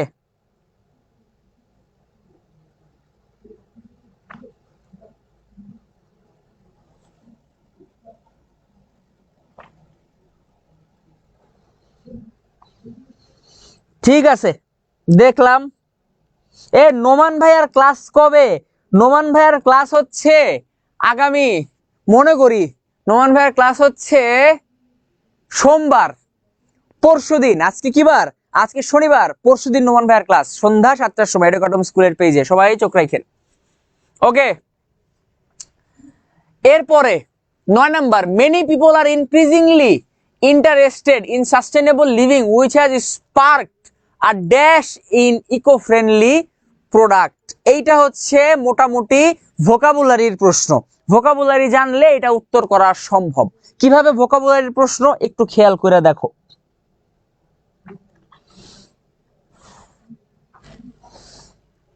নোমান স্যার আপনি জানেন না, আপনি গেলে পোলাপান মন খারাপ করতে পারে, থাকেন কিছুক্ষণ।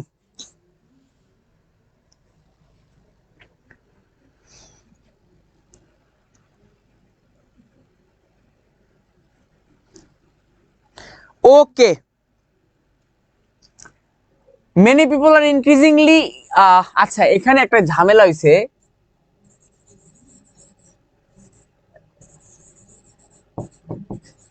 ভুল আছে একটু। আচ্ছা, many people are increasingly getting interested in sustainable living which has sparked a dash in eco friendly products. অর্থ যদি করি তাহলে অর্থটা হচ্ছে এরকম, many people are increasingly getting interested, অনেক মানুষ ক্রমাগত গেটিং ইন্টারেস্টেড, উৎসাহী হয়ে যাচ্ছে, ইন সাস্টেনেবল লিভিং। সাস্টেনেবলের বাংলাটা ভুলে গেছি, সাস্টেনেবলের বাংলাটা একটু মনে করতে দাও, মাথায় আসতেছে না। সাস্টেনেবল মানে হচ্ছে ভুলে গেল। এই সাস্টেনেবলের বাংলা অর্থটা মনে থাকলে একটু লেখা দাও ওই জায়গায়। সাস্টেনেবলের অর্থটা আমি জানি কিন্তু ভুলে গেছি। Sustainable living which has spark, sustainable living মানে হচ্ছে যে যেটা দিয়ে কোনো হয় না, মানে পরিবেশের ক্ষতি হয় না, এ ধরনের জিনিস সাস্টেনেবল। একটা সুন্দর বাংলা অনুবাদ অর্থ আছে, এটা ভুলে গেছি।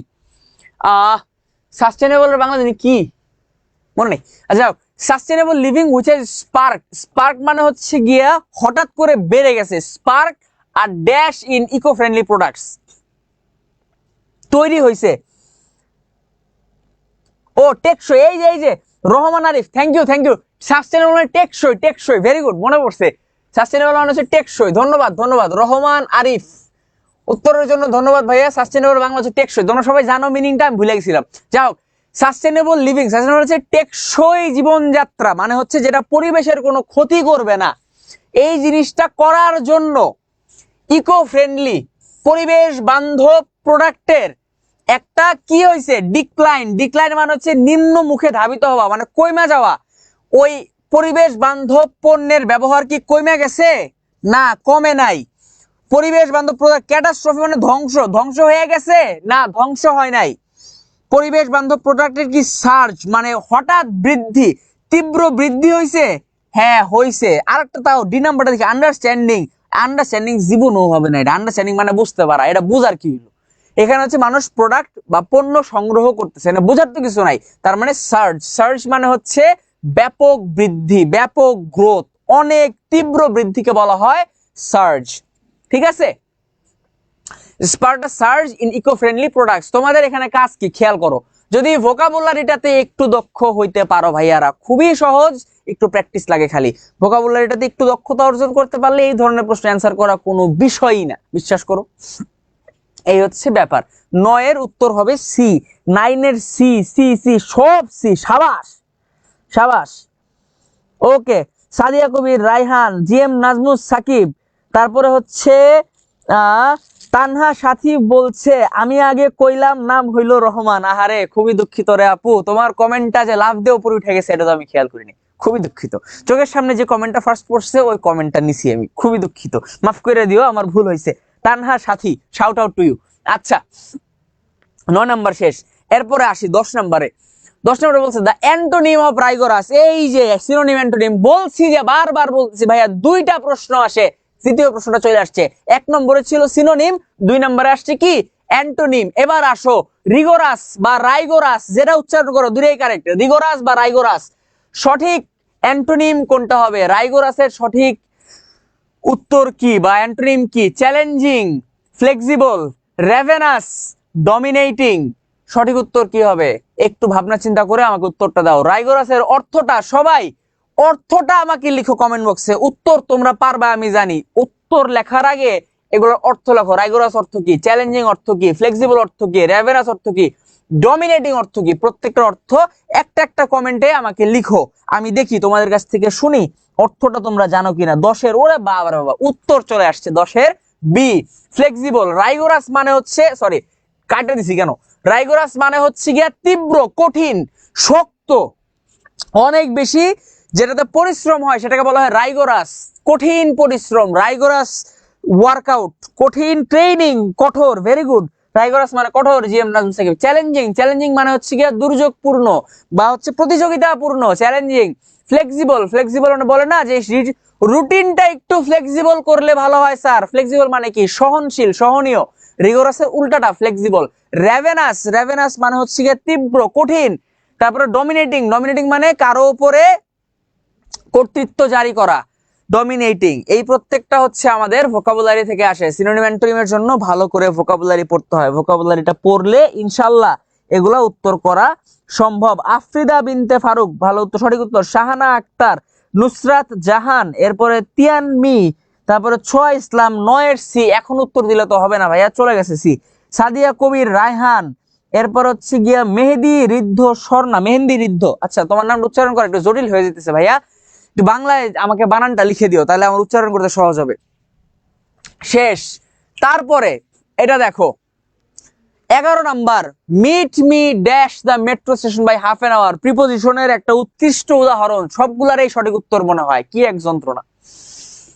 প্রিপোজিশন, প্রিপোজিশন, শুধুমাত্র প্রিপোজিশন না, এটার সাথে আরো একটা জিনিস পড়তে হয়, সেটাকে বলা হয় অ্যাপ্রোপ্রিয়েট প্রিপোজিশন। অ্যাপ্রোপ্রিয়েট প্রিপোজিশন তোমরা যারা তারা জানো, যারা জানো না তাদের উদ্দেশ্যে অ্যাপ্রোপ্রিয়েট, অ্যাপ্রোপ্রিয়েট প্রিপোজিশন যারা জানো না তাদের উদ্দেশ্যে বলে দিই। অ্যাপ্রোপ্রিয়েট প্রিপোজিশনের সিন পার্টটা হইলো, কিছু প্রিপোজিশন আছে যারা কিছু নির্দিষ্ট শব্দের সাথে সব সময় ওই প্রিপোজিশনটাই বসে। যেমন মনে করো, একটা উদাহরণ আমি তোমাদেরকে লিখে দিতে পারি।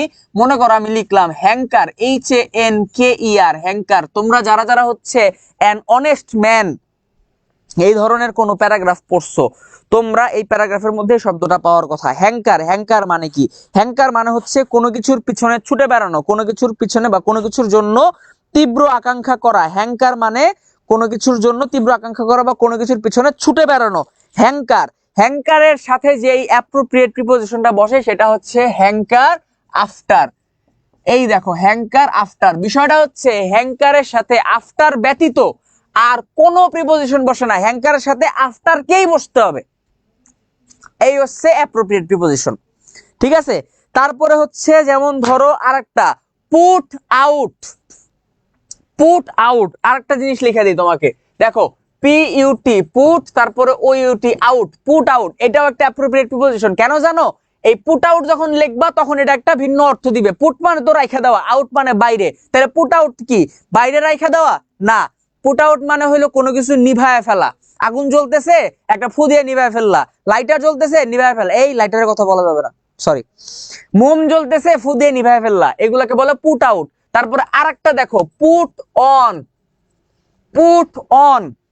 পুট অন মানে হচ্ছে গায়ে দেওয়া, একটা নতুন গেঞ্জি কিনছি, গেঞ্জিটা গায়ে দিলাম, পুট অন। ঠিক আছে, তারপরে হচ্ছে আরেকটা দেখো, পুট আপ। পুট আপ মানে হচ্ছে কোনো কিছুকে প্রদর্শনীর জন্য রাখা, পুট আপ। এই প্রত্যেকটাই হচ্ছে অ্যাপ্রোপ্রিয়েট প্রিপোজিশন, কারণ এরা ভিন্ন ভিন্ন ভিন্ন ভিন্ন অর্থ প্রদান করে। ঠিক একইভাবে এই জায়গাতেও প্রিপোজিশনের প্রয়োগ আছে। আর বলতে পারো যে ভাইয়া এখানে কি অ্যাপ্রোপ্রিয়েট নাকি নরমাল? এটা নরমাল প্রিপোজিশন, এটা অ্যাপ্রোপ্রিয়েট প্রিপোজিশন না। কেন? কারণ এই মিট মি, দেখা করো, এই দেখা করাটা বিভিন্ন জায়গায় হইতে পারে। মনে করো এই যে meet me dash the metro station, আমারে কইলো যে আমার সাথে মেট্রো স্টেশনে দেখা করো, meet me dash the metro station, এখানে কোনটা হবে? দেখো, ইনটু, ইনটু মানে কোনো কিছুর ভিতরে, কোনো কিছু, আমাকে মেট্রো স্টেশনে আমার সাথে দেখা করো। আমরা কি বলি যে মেট্রো স্টেশনের ভিতরে দেখা করো? না, আমরা বলি যে মেট্রো স্টেশনে দেখা করো। তাইলে এখানে ইনটু বসবে না, ইনটু মানে ভিতরে বোঝায়। তারপর হচ্ছে অন, অন মানে উপরে, মেট্রো স্টেশনের ছাদের উপরে দেখা করব না, ছাদের উপরেও না, মেট্রো স্টেশনেই দেখা করব, অন হবে না। For, meet me for the metro station, metro স্টেশনের জন্য দেখা করো, ফর মানে জন্য, এটাও হবে না, বাদ। তাহলে মিট মি অ্যাট মেট্রো স্টেশনে দেখা করো আমার সাথে। এই ধরনের কোন বৃহৎ জায়গায় দেখা করতে হলে অ্যাট প্রিপোজিশন ব্যবহার করতে হয়। প্রিপোজিশনের উপর একটা ক্লাস নিব, প্রিপোজিশনের উপরে ক্লাসটাতে কি পড়াবো, যে কোন জায়গাতে কি ধরনের প্রিপোজিশন বসে। খুবই সহজ জিনিস এবং ছোট্ট একটা ক্লাস হবে, কোনো বড় ক্লাস না।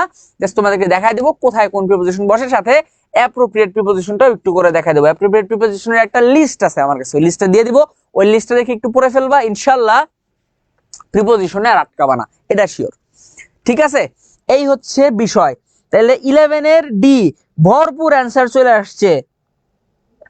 আরে আরেকজন কষ্ট পাইছে, নাদিয়া ইসলাম। ভাইয়া উত্তর সঠিক দেই, কিন্তু আপনি নাম বলেন না, দুঃখজনক ব্যাপার ভাইয়া। এই যে নাম বলে ফেলাম, নাদিয়া ইসলাম, দরকার আরো 3বার বলবো, কোনো সমস্যা নেই আপু। আপনারা উত্তর দিতে থাকেন, যাদের যাদের উত্তর আমার সামনে পড়তেছে, উত্তর আমি দিবই, সরি নাম আমি বলবোই, আমি বলবো, সমস্যা নাই, টেনশন করার কোনো কারণ নাই। এমন না যে তোমার নাম আমি নিচ্ছি না মানে আমি তোমাকে ভুলে গেছি বা তোমাকে পাতা দিচ্ছি না, সেটা এরকম না। ব্যাপারটা হচ্ছে কমেন্ট বক্সটা তো ছোট রে ভাইয়া, কমেন্ট পড়ছে অনেক, এখন একটা কমেন্ট করছো, ঠাস করে কমেন্ট উপরে উঠে যায়, আমি তো না দেখলে পড়তে পারবো না। এখন আমি যদি স্ক্রল করে করে করে করে বেছে বেছে সবার কমেন্ট পড়তে চাই, ক্লাস আর নেওয়া হবে না, কমেন্ট পড়তে পড়তেই দিন শেষ। একদিন একটা এরকম আয়োজন কইরো যে ওই দিন ক্লাসে শুধু খালি কমেন্ট করবো, ওই দিন খালি কমেন্টই পড়বো, ক্লাস নিব না, মজা লাগবে। এটা কইরো, ঠিক আছে? টেনশন করার কোনো কারণ, সবার কমেন্টই পড়বো ইনশাল্লাহ, প্যারা নাই। 11 নম্বর গেল, এরপরে আসো 12 নম্বরে আসো। কি বলছে? Dash I am minor, I can not drive yet, আমি একজন মাইনর, অপ্রাপ্ত বয়স্ক। অপ্রাপ্ত বয়স্ক মানে কি? যাহার বয়স 18-র চাইতে কম, 18 বয়স কম, 17, 16, 15, 14, 12, 13 যে কোনো কিছু হইতে পারে। তবে হ্যাঁ, যখন কারো বয়স 12 বছরের নিচে, তখন আর তাকে অপ্রাপ্ত বয়স্ক বলা যাবে না, তখন তাকে বলতে হবে শিশু, চাইল্ড। ঠিক আছে, dash I am minor, I can not drive yet, আমি এখনো গাড়ি চালাতে পারবো না, মানে গাড়ি চালানোর জন্য আমার এখনো অনুমতি নাই, যেহেতু আমি মাইনর, আমি গাড়ি চালাতে পারবো না।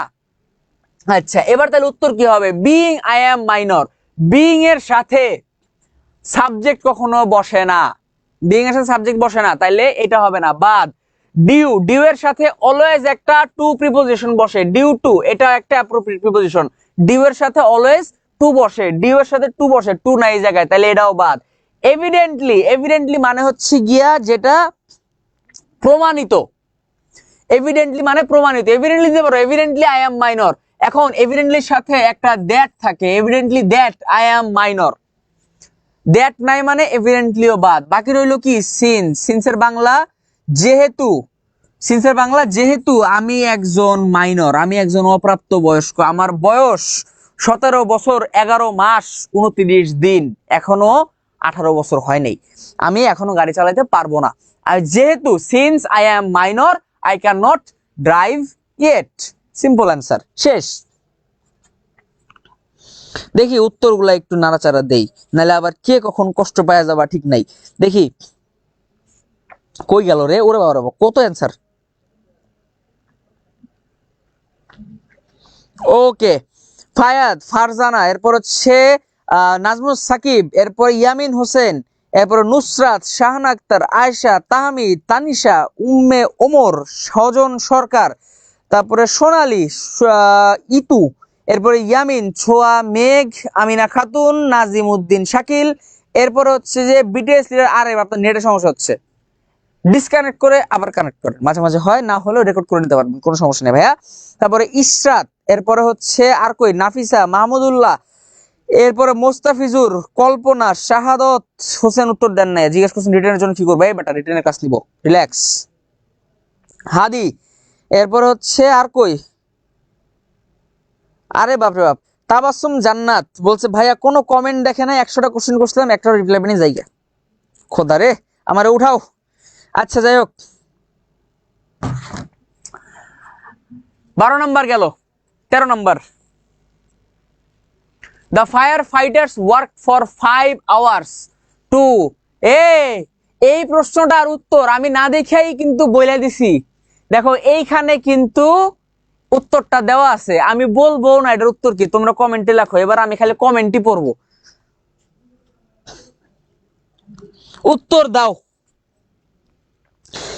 একজন লিখছে ভাইয়া আমার নাম স্কিপ করলেন কেন, ভাইয়া রে আমি আরবি ওই জবরজের পেশ ছাড়া পড়তে পারি না, আমি আরবি পড়ার দক্ষতা আমার একটু কম, বাংলা নামের উচ্চারণ একটু লিখতে হবে।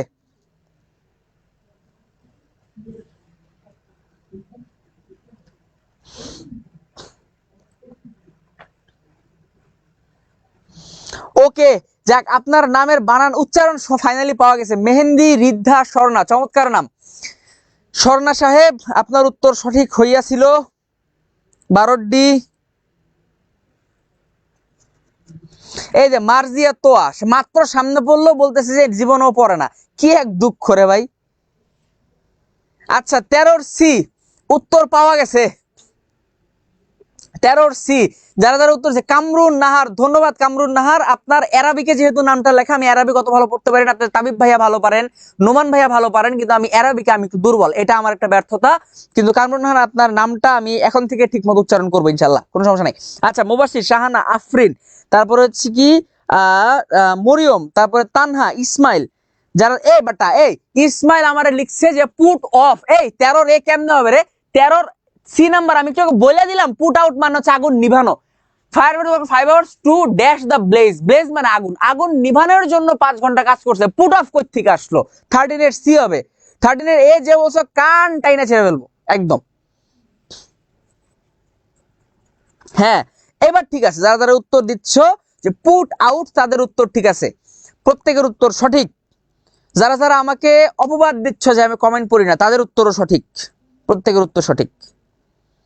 সমস্যা কি জানো, তোমরা এক একজন 20-30টা করে কমেন্ট করো, একজনের কমেন্টের ঠেলায় আর কারো কমেন্ট দেখাচ্ছে না, বাপরে একটা কমেন্ট কর দেখবো তো, একটা কমেন্ট করো বাকিগুলা দেখবো। এই যে ফারজানা অনি, না আনি, আচ্ছা অনি, ফারজানা অনি ভাই এতবার কমেন্ট করছে, নামটা তো বলছে না, বলছি তো রে বাবা, সবার নামই পড়তেছি, রিল্যাক্স রিল্যাক্স, এরকম করো না, মারামারি লাগাই দিচ্ছে কমেন্ট বক্সে, রিল্যাক্স, সবার নামই পড়বো, চিল চিল।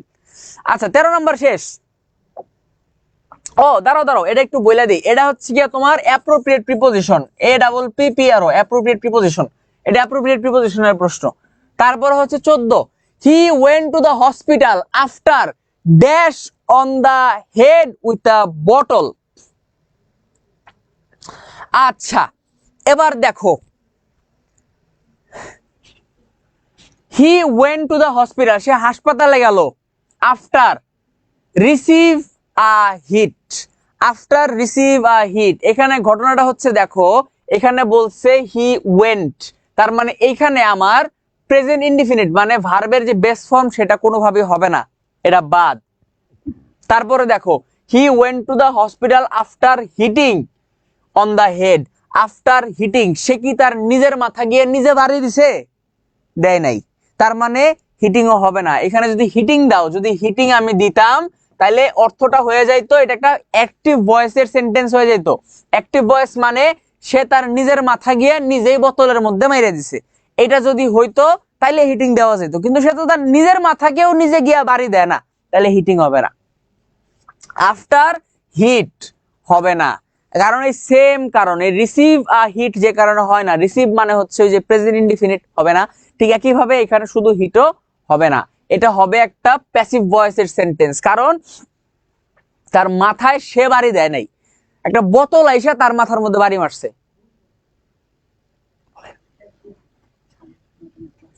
হ্যাঁ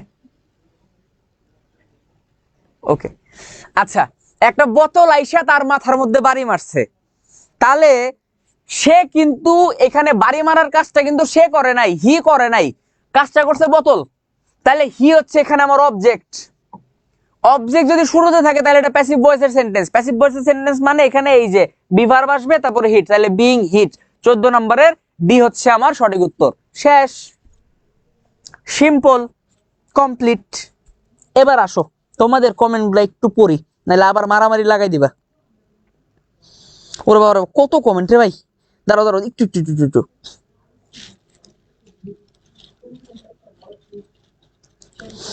ওকে, আব্দুল হাদি, খাদিজা আক্তার, নুন্নাহার ইসলাম, আচ্ছা, তারপরে মেহরিন আয়াত, নাজমুস সাকিব, তারপরে হচ্ছে গিয়া তানিশা, আয়েশা, শাহাদত, মিম, এরপরে ইয়ামিন, এরপরে হচ্ছে গিয়া ফারজানা অনি, এরপর হচ্ছে শর্মিলি, এরপর হচ্ছে নাদিয়া ইসলাম, তারপরে আয়েশা, এরপর হচ্ছে ইয়ামিনের নাম এর আগে আরো 2বার পড়ছি, এই এতবার কমেন্ট করে নিষেধ করছি না। তারপর হচ্ছে মারুফ, ছোয়া, তারপর হচ্ছে ইতু, তাবাসসুম, তারপরে হচ্ছে আর কে, ফারিয়া ইসলাম, ওকে, তারপর হচ্ছে মুবাশশির, এরপর হচ্ছে গিয়া সোনালী, ফারিয়া ইসলাম, এরপরে হচ্ছে গিয়া আদি, আমিনা খাতুন, নিজামুদ্দিন শাকিল, তানহা সাথী, এরপর হচ্ছে গিয়া ইমানের দীপশিখা, সুন্দর নাম, এরপর হচ্ছে গিয়া মারুফ, এরপরে জামিল, তারপরে সেজুতি, এরপরে হইলো মোস্তাফিজুর, প্রীতম, তাসফিয়া, তারপরে হচ্ছে আবার ইতু, এরপর হচ্ছে ভূমি, তারপর হচ্ছে গিয়া বিটিএস লিডার, ওকে, তারপরে হুমায়রা হাফসা, এরপর হচ্ছে ফাবিয়া সুলতানা, শর্মিলি আশা, ইয়ামিন হোসেন নামাজে যাওয়া, ভাই আর একটা প্রশ্ন তারপরে ছেড়ে দেবো, আর একটা প্রশ্ন তারপরে শেষ, তারপরে হুমায়রা হাফসা, মনেশা, তারপরে হইলো মেহেদি, স্বর্ণা, তারপরে হচ্ছে গিয়া শাহানা, এরপরে হচ্ছে তাবাসসুম জান্নাত, এ রে বাবা রে পড়ছি রে, চক্রবর্তী মিথিলা, আমিনা খাতুন সুমাইয়া বলছে ইশারায় কথা, এই ইশারায় তোমাদের সাথে স্যারের সাথে কথা বলছি। আচ্ছা, এই তো শেষ। কোর্স ফি কত? কোর্স ফি হচ্ছে বি ইউনিটের জন্য 1450 টাকা, অগাস্টের 31 তারিখ পর্যন্ত, তারপরে বেড়ে যাবে। অগাস্টের 31 তারিখ পর্যন্ত 1450 টাকা, তারপরে বি ইউনিটের কোর্স ফি বেড়ে যাবে। ভর্তি হওয়ার জন্য আমার পক্ষ থেকে কোনো জোরাজোরি নাই, তোমাদের যাদের যাদের মনে হয় ভর্তি হবা, ফ্রি ক্লাস আছে কয়েকটা, গ্রুপে করে নিতে পারো। যদি মনে হয় ভর্তি হতে চাও ভর্তি হতে পারো, না হইলেও কোনো চাপ নাই। আমি তোমাদেরকে এই কোর্সে ফাঁকি ঝুঁকি দিয়ে পড়াবো না, নিজের কোর্সে ভর্তি করানোর জন্য এটা আমি করব না, ঠিক আছে? কারণ আমি এখানে তোমাদেরকে যদি আমি ফ্রিতে 3 মাসই পড়াইতে যাই, তাইলে আমার এই যে স্মার্ট বোর্ড চলতেছে, লাইট জ্বলতেছে, কারেন্ট বিল দিতে পারবো না, আমার যে স্লাইড বানাই দিছে যে অপারেটর, তার আমি বেতন দিতে পারবো না, বাধ্য হয়ে আমাকে কোর্স নামাইতে হয়েছে, কিছু করার নাই। কিন্তু দেখো তোমাদের এই 1 মাস যে এটা আমি ক্লাসগুলো নিব, এই 1 মাস ক্লাস তুমি যদি মনোযোগ দিয়ে করো, ভর্তি হওয়ার মতো তোমার ক্যালিবার থাকবে। আর যেহেতু আমি 3 মাস সময় পাচ্ছি আমার পেইড ব্যাচে, ওই 3 মাসে আমি কি করবো জানো? ওই 3 মাসে হচ্ছে আমি বেসিক থেকে পড়াবো একদম, এইটাই। 1 মাসে তোমাদেরকে বেসিক থেকে পড়ানো সম্ভব না, 1 মাসে আমি তোমাদের সাথে এই জিনিসগুলো আলোচনা করে যাবো ছোট ছোট করে। যাই হোক, choose the incorrect spelling, spelling গুলাও ভালো করে শিখতে হয়। তার একটা সবচেয়ে বড় উদাহরণ হচ্ছে এইটা, স্পেলিং এর আমি একটা শীট দিয়ে দিব, ওইটা হচ্ছে ভোকাবুলারি সিনোনিম অ্যান্টোনিমের সাথেই থাকবে, স্পেলিং গুলা পড়ে নিবা, এখানে বোঝানোর কিছু নাই। স্পেলিং এর টপিক, স্পেলিংটা কোনটা কারেক্ট হবে তোমরা লেখো, ফোনে লিখতে গেলে অটো কারেক্টে চলে আসবে, আমার মনে হয় লিখে দাও। মইনুল ইসলাম বলছে কঠিন নামগুলো ভাইয়া মনে বলে না, আসলেই বলি না, কঠিন নামগুলো উচ্চারণ করা খুব টাফ। নুসরাত নীরা বলছেন সিম্পল না সিম্পল, আমি বলি সিম্পল, ঠিক আছে? আচ্ছা, 15 বি, এই তো সাবাস, সবাই সঠিক উত্তর দিয়েছো। 15 বি, কমেন্ট গুলা পড়বো, হাতে আর সময় আছে 8:30 বাজতে 6 মিনিট, আমার এরপর আবার একটা ক্লাস আছে। আমি তোমাদেরকে ধামাধাম কমেন্ট গুলা পড়া তোমাদেরকে বিদায় করে দিই। এই মনীষা, নাম পড়ছি, মনীষা কি বলে না বলে?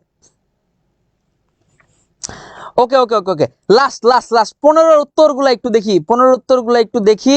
সিনথিয়ার নাম কঠিন না রে ভাইয়া? সিনথিয়ার কমেন্ট সামনে পড়ে না। নিজামুদ্দিন শাকিল, জিএম নাজমুস সাকিব, মেহরিন আয়াত, আয়েশা মিম, তানিশা তানহা, খাদিজা আক্তার, আব্দুল হাদি, তারপরে শুভা, সোনালী, মারুফ, তারপরে আব্দুল হাদি, আবার ফারজানা অনি, আমিনা খাতুন, নাফিসা ইসলাম, উম্মে ওমর, এরপরে হচ্ছে কামরুন নাহার, আদিত্য সরকার আদি, জোবায়ের মোর্শেদ জিশান, আফিয়া মুস্তারি কৃপা, এরপর রাতের শুক্তারা তানিশা, এরপরে মোস্তাফিজুর রহমান, সাদিয়া কবির রায়হান, জান্নাত ফেরদৌস, এরপরে জিয়ন উষা, সুমায়া শিমু কথা, আরিফ মারিয়া, মুবাশশির হোসেন, মাহমুদুল্লাহ রিহাদ মাহিম, ইমানের দীপশিখা, আরো অনেকে, আমিনা খাতুন সুমাইয়া, তোমরা যারা যারা একের অধিক কমেন্ট করতেছো এবং তোমাদের কমেন্টের কারণে আমি আরেকজনের কমেন্টের নাম পড়তে পারতেছি না, আমার এখানে দোষ নাই।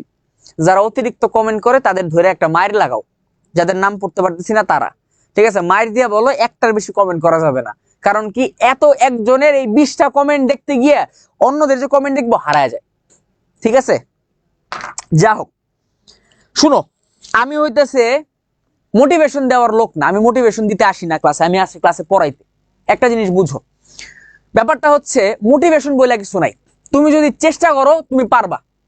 মানে মোটিভেশন দিলাম, জোশে বলিয়ান হয়ে গেলা, হওয়ার পরে 1 ঘন্টা পরে আবার যা তাই হবে না। আমার কথা হচ্ছে, তুমি যদি আমার সাথে আসো যে ঠিক আছে ভাইয়া আপনার কাছে পড়তে আসছি, আমি তোমাকে ধাক্কা হইলেও পড়াবো, মোটিভেশন নাই, পড়তে বলছি পড়বা, এই সিস্টেমে যাব। অতএব আজকে যেভাবে আমরা ক্লাস করলাম না, পরবর্তী ক্লাসগুলোও এভাবেই করব। প্রশ্ন সলভিং এর ক্লাসগুলা ওপেন ক্লাস যেহেতু, সো অবভিয়াসলি আমরা কিছুক্ষণ কমেন্ট বক্সে কথা বলবো, কিছুক্ষণ তোমাদের সাথে কথা বলবো, কিছুক্ষণ পড়াবো, সব মিলাই ঝিলাই হবে। কিন্তু তোমরা মনোযোগ দিয়ে ক্লাসগুলো করো। বিশ্বাস করো ভাইয়ারা, যদি এই জিনিসগুলাই জাস্ট বুঝা নিতে পারো, কিচ্ছু না, খালি এই জিনিসগুলো বুঝা নিবা, আর কিচ্ছু লাগবে না। পরীক্ষায় অ্যাটলিস্ট 15টার মধ্যে একদম খারাপ লেখলেও 10টা অ্যান্সার করে আসা উচিত। বিশ্বাস করো, ইংলিশ এরকম একটা জিনিস। হ্যাঁ, 2-1টাতে আটকে যাবা, সিনোনিম অ্যান্টোনিম কমন পড়বে না, স্পেলিং কমন পড়বে না, 2-1টা অ্যাপ্রোপ্রিয়েট প্রিপোজিশন কমন পড়বে না, রেয়ার কেস। বাকিগুলা পারবা, বাকিগুলা বেসিক গ্রামার থেকে আসে, ঠিক আছে? এইভাবে কন্টিনিউ করো ইনশাল্লাহ। আশা করি তোমাদের ইংলিশের সমস্যা অনেকটাই দূর হয়ে যাবে। অন্তত পক্ষে এটা বলতে পারি যে পাস মার্ক উঠে আসতে পারবা, ফেল করবা না ইংলিশ, এটা শিওর থাকো। আর যদি তোমার মনে হয় যে না ভাইয়া আমার এতটুকুতে হচ্ছে না, তাইলে একটু সময় দাও, একটু নিজের প্রমোশন করতে দাও। সেটা হচ্ছে তোমাদের জন্য বি ইউনিটের একটা কোর্স নামাইছি এডুকেটম স্কুলের পক্ষ থেকে, এবং এই কোর্সটাতে এটার সাথে ডিফারেন্স যেটা, সেটা হচ্ছে এখানে আমরা সময় পাচ্ছি কম, ফ্রি কোর্স যেহেতু সময় পাচ্ছি কম, কিন্তু অ্যাডমিশনারি কোর্সটাতে 3 মাসের মধ্যে আমি তোমাদের মোট 30টা ক্লাস নিব 3 মাসে। এই 30 ক্লাসে কি করবো জানো? একদম বেসিক থেকে শুরু করে শেষ পর্যন্ত পুরো জিনিসগুলো কভার করে দিব। তোমরা যদি কেউ এই কোর্সগুলোতে ভর্তি হতে চাও, তাহলে তোমাদের জন্য কোর্স ফি এই অগাস্ট 31 তারিখ পর্যন্ত 1450 টাকা, এরপরে কোর্স ফি বেড়ে যাবে। সো তোমরা ভর্তি হলে এডুকেটম স্কুলের পেজে নক করো, তোমাদের ভর্তি প্রক্রিয়া সম্পন্ন হয়ে যাবে। আর তোমরা 2-1 বন্ধু বান্ধবকেও যদি একটু জানাতে পারো, তাহলে আমাদের জন্য ভালো হয় আর কি। যা হোক, আজকের ক্লাস এই পর্যন্তই শেষ। তোমরা সবাই ভালো থাকো, সুস্থ থাকো। জীবনুষা বলছি একটু পানি খান ভাইয়া, পানি খাবো, পানি খেয়ে আবার ক্লাসে ঢুকবো। ভালো থাকো, সুস্থ থাকো, দেখা হবে পরবর্তী ক্লাসে। পরবর্তী ক্লাস হলো কবে, তার একটু হিসাব করে নি। আজকে হলো শনিবার, শনি, মঙ্গলবার, মঙ্গলবার সন্ধ্যা 7টার সময় তোমাদের সাথে আমার আবার ক্লাস। দেখা হচ্ছে ক্লাসে। আসসালামু আলাইকুম।